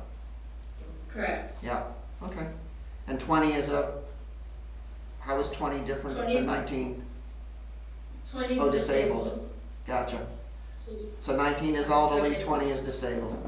21's Yeah. for the lines. Line. 21's for the blind. 21 Okay. is- So, we reviewed all of those exemptions, and that's why you see them all listed here. So 21's blind, 22 is deaf, Yep. and then that's it. And then Article 23 is from the Energy Committee when you get to it. Are these cumulative So if you're 80 years old and you're disabled and a veteran and blind and deaf, you get all of this? No, you can get multiple, but you cannot get, and no, my brain is not working today. So you cannot get the elderly and the disabled together. You can get the larger of the two. So currently, our larger of the two depends on what age bracket you were in. Currently, one of them is larger than the other. So, for instance, I think our disabled is larger if you're up to a certain age. So you would get your disabled, and then you would, if once you turned a certain age, you'd go to the next bracket, which is, so you can only get, you can get quite a few of these, yes, but you cannot get So elderly and disabled. So you're saying 19 and 20, you get one or the other, but you can add on 21 and 22 for blind and or deaf? If you qualify for them all, and if you meet income and asset limits. Gotcha. Okay. If 19 and 20 have all of the exact same terms, can't we just combine them into a single? They have all the We same. can't, The problem is, They come under I think the different problem is stats. that the RSA is different for the Yeah. two of them. They're not, Oh, I see. Two I see. different hours Yep, there too. yep, okay. okay. And then 23 is, I remember reading about this somewhere, this is having to do with, yeah, this is an energy one, and it doesn't spend money, so we don't get to vote on it. So, we probably shouldn't really spend any time on it. Not hearing any disagreements, I think we are done with the warrant. Any other questions or comments? All right, let's move on to revenues. So, this obviously is a draft. You said there's gonna be an updated copy with better numbers at some point coming in the future? Did I remember hearing that earlier tonight? I'm gonna do a second review of it with the department heads to make sure we didn't miss anything, but also the board votes on it on Thursday. So I do not anticipate on any of the numbers changing. I believe they're all going to be the same, but excuse me, let me rephrase that, all but water and sewer. Water and sewer, I don't have his revenues in there yet, so I will make sure those are in there, but everybody else's are loaded, so. Okay, so I just haven't really looked at this because we just got it today.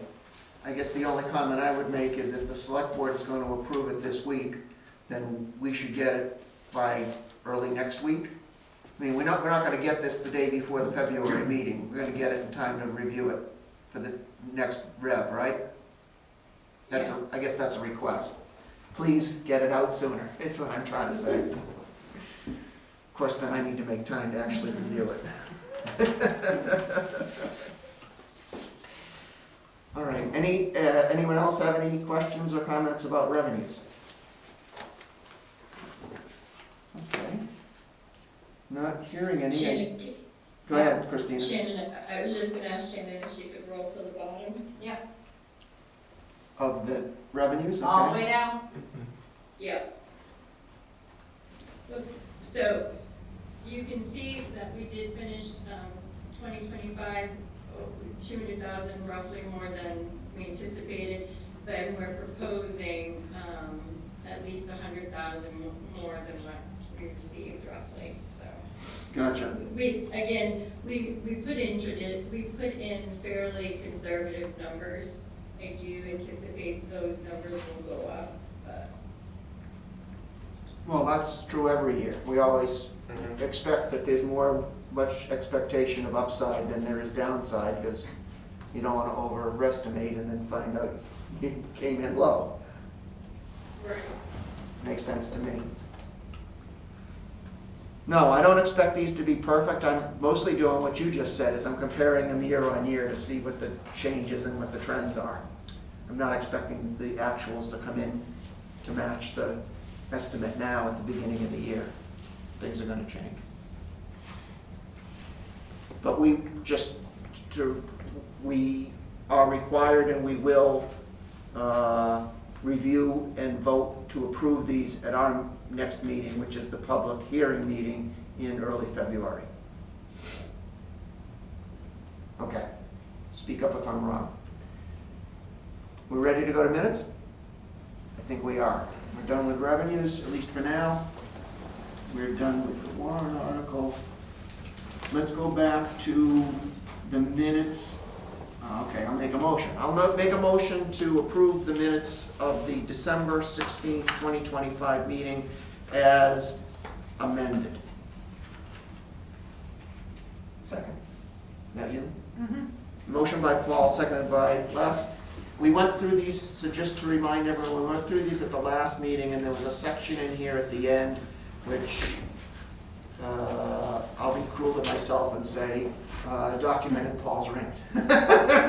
And we had some comment about whether that was appropriate or not. We talked about deleting it completely. We had some feedback that, you know, it did happen, so maybe we shouldn't get rid of it completely. So there's a section that's been put in here, which I think is, let me see where we are. It's the last paragraph. No, see, there's more here. And so it's a short one that basically said we had a discussion. There was no vote taken, but there was a discussion and there were some comments made on a certain topic.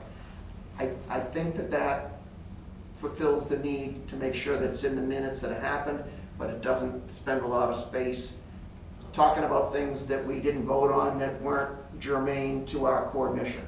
So if somebody else would like to make a motion to change, I'll certainly accept that, but I think that that's appropriate now. Did you find any more grammar or spelling or anything? No. So, not hearing any questions, comments, or motions, I think we're ready to vote. So now let's go ahead, we'll do a roll call vote to approve these minutes as currently amended. So we're voting on approving the minutes of the December 16th meeting. Les, can you start? I can, aye. Paul, aye. Scott, aye. Joe, aye. Aye. Aye. Okay, so the minutes of the December 16th meeting are approved as amended. And now we will move on to the most previous meeting. So I'll make a motion to approve the minutes of the December 30th, 2025 meeting as currently amended. Second. Motion by Paul, seconded by Scott. So this is something we haven't gone through before. I guess I'll start with, before we get into detail, does anyone have like a big picture, or there's a number wrong or something, you know, factually wrong that we need to fix? I don't know of any, but I make mistakes too, so. Okay, so you can keep looking at it. Buzz, I'm gonna ask you, do you have anything? Yeah, I've got 3 comments, I think. Okay. The first is on page 3, under fire betterment. Yeah.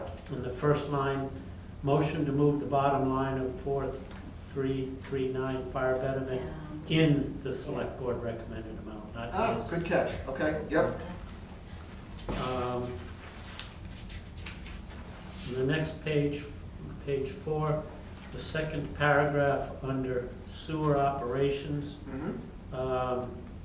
in the end of the third line, but now the water and sewer departments and the Minard Sleeper Library pay for their own monitoring, not its. Okay. And one final one on page 6,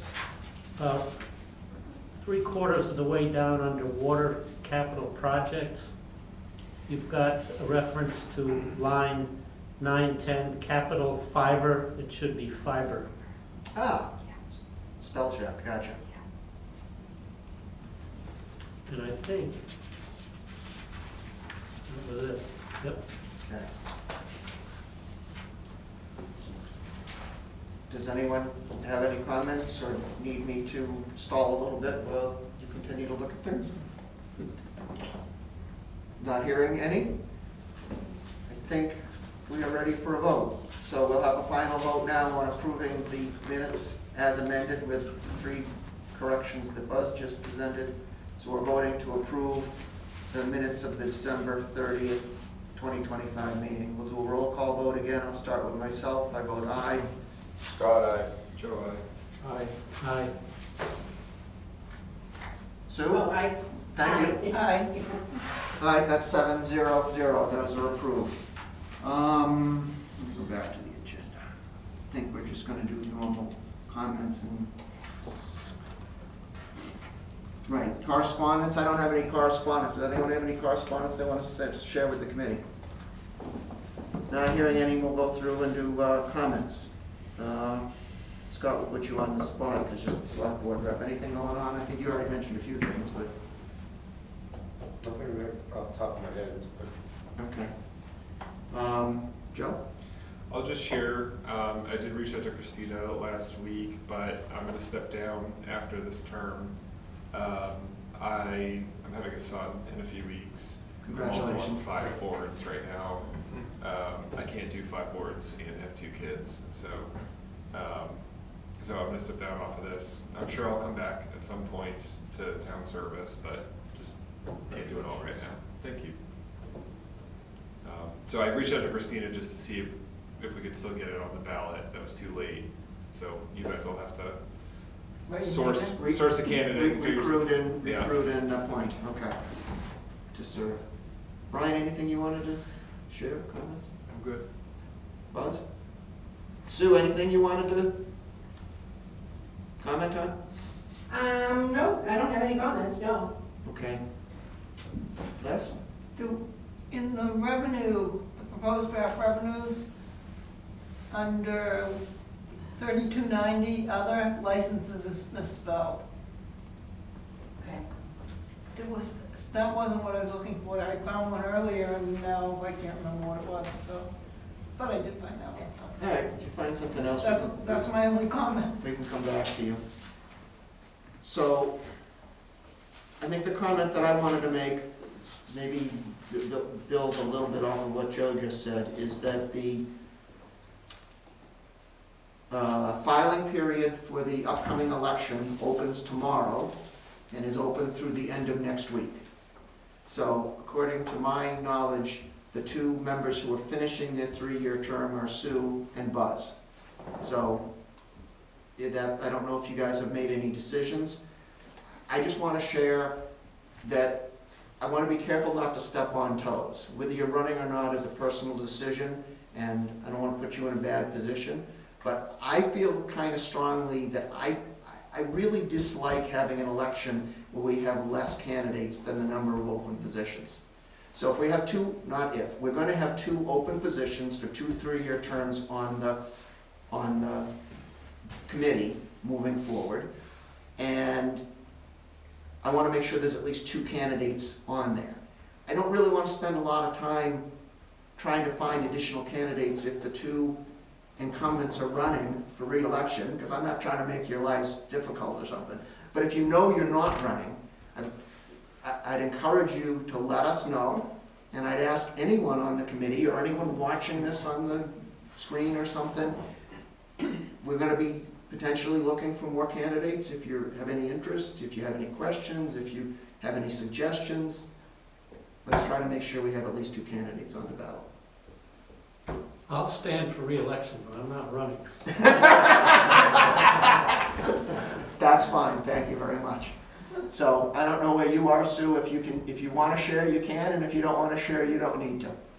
Yeah, no, I'll share it. Actually, no, I wasn't going to be running this term. I've been there 6 years, so I think I've done it right now. I'm not saying I wouldn't come back or do something different, but right now I'm not going to be redoing it, re-signing up. Okay, so, excuse me, thank you for that information. So it does sound like we are, at this point, are expecting we'll have 1 candidate and we have 2 positions. So if you know anyone or you come across someone you think would be a good fit, feel free to encourage them.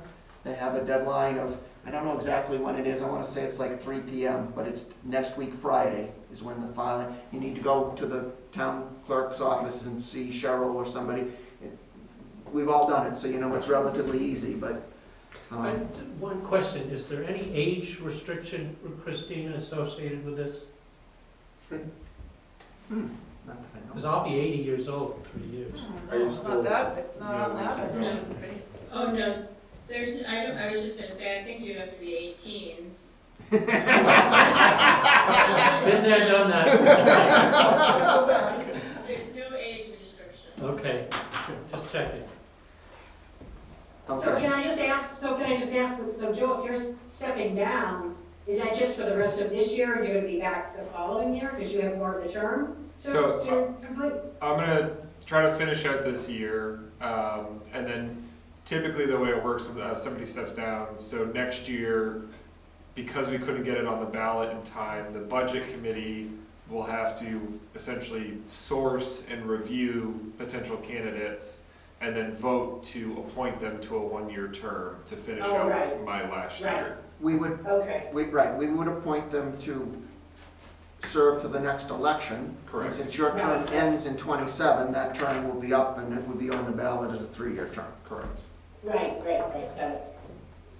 Okay. So I have one other comment I just wanted to share with you. So as part of the preparation for the town meeting, I just want to remind everyone that all of the different committees are supposed to submit a report. So in the past, I've said I always wanted to get through this meeting to make sure that the budget is finalized and whatever. So last year was a difficult year to get all of the paperwork together, and they actually had originally announced that there was a deadline of January 9th. So I talked to Deb in the office, and she's agreed. I said I would try to get it in by the end of the week. If any of you are enthusiastic that you want to write a report, I'd be happy to delegate and pass that off to you, assuming that's not happening. I just wanted to share your thoughts, because we're not going to have enough time between now and the end of the week that I'm going to write something and send it around to everyone and ask you to proofread it and give me comments and revise it and whatever. But I got thinking about it, if I assume you have on the committee, I think the last 2 years I wrote notes that were a lot, almost tutorial, where I was trying to tell the voters kind of how the budget system works.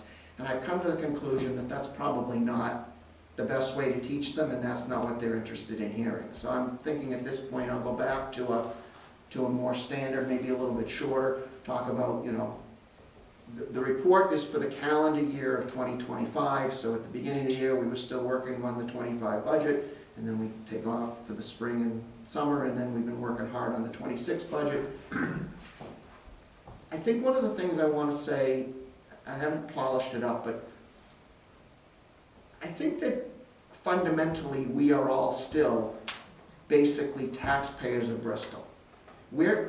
I know I am, I don't want to put words in your mouth, but I'm as frustrated as other people are that the costs are high and the tax load is high. The problem that we've got is that we've got, I believe, it's not a problem, it's a blessing, that we've got good staff. They're not padding the budget. You can't make drastic cuts and expect them to do all the things they're doing. So the only way to make drastic cuts is to cut service somehow.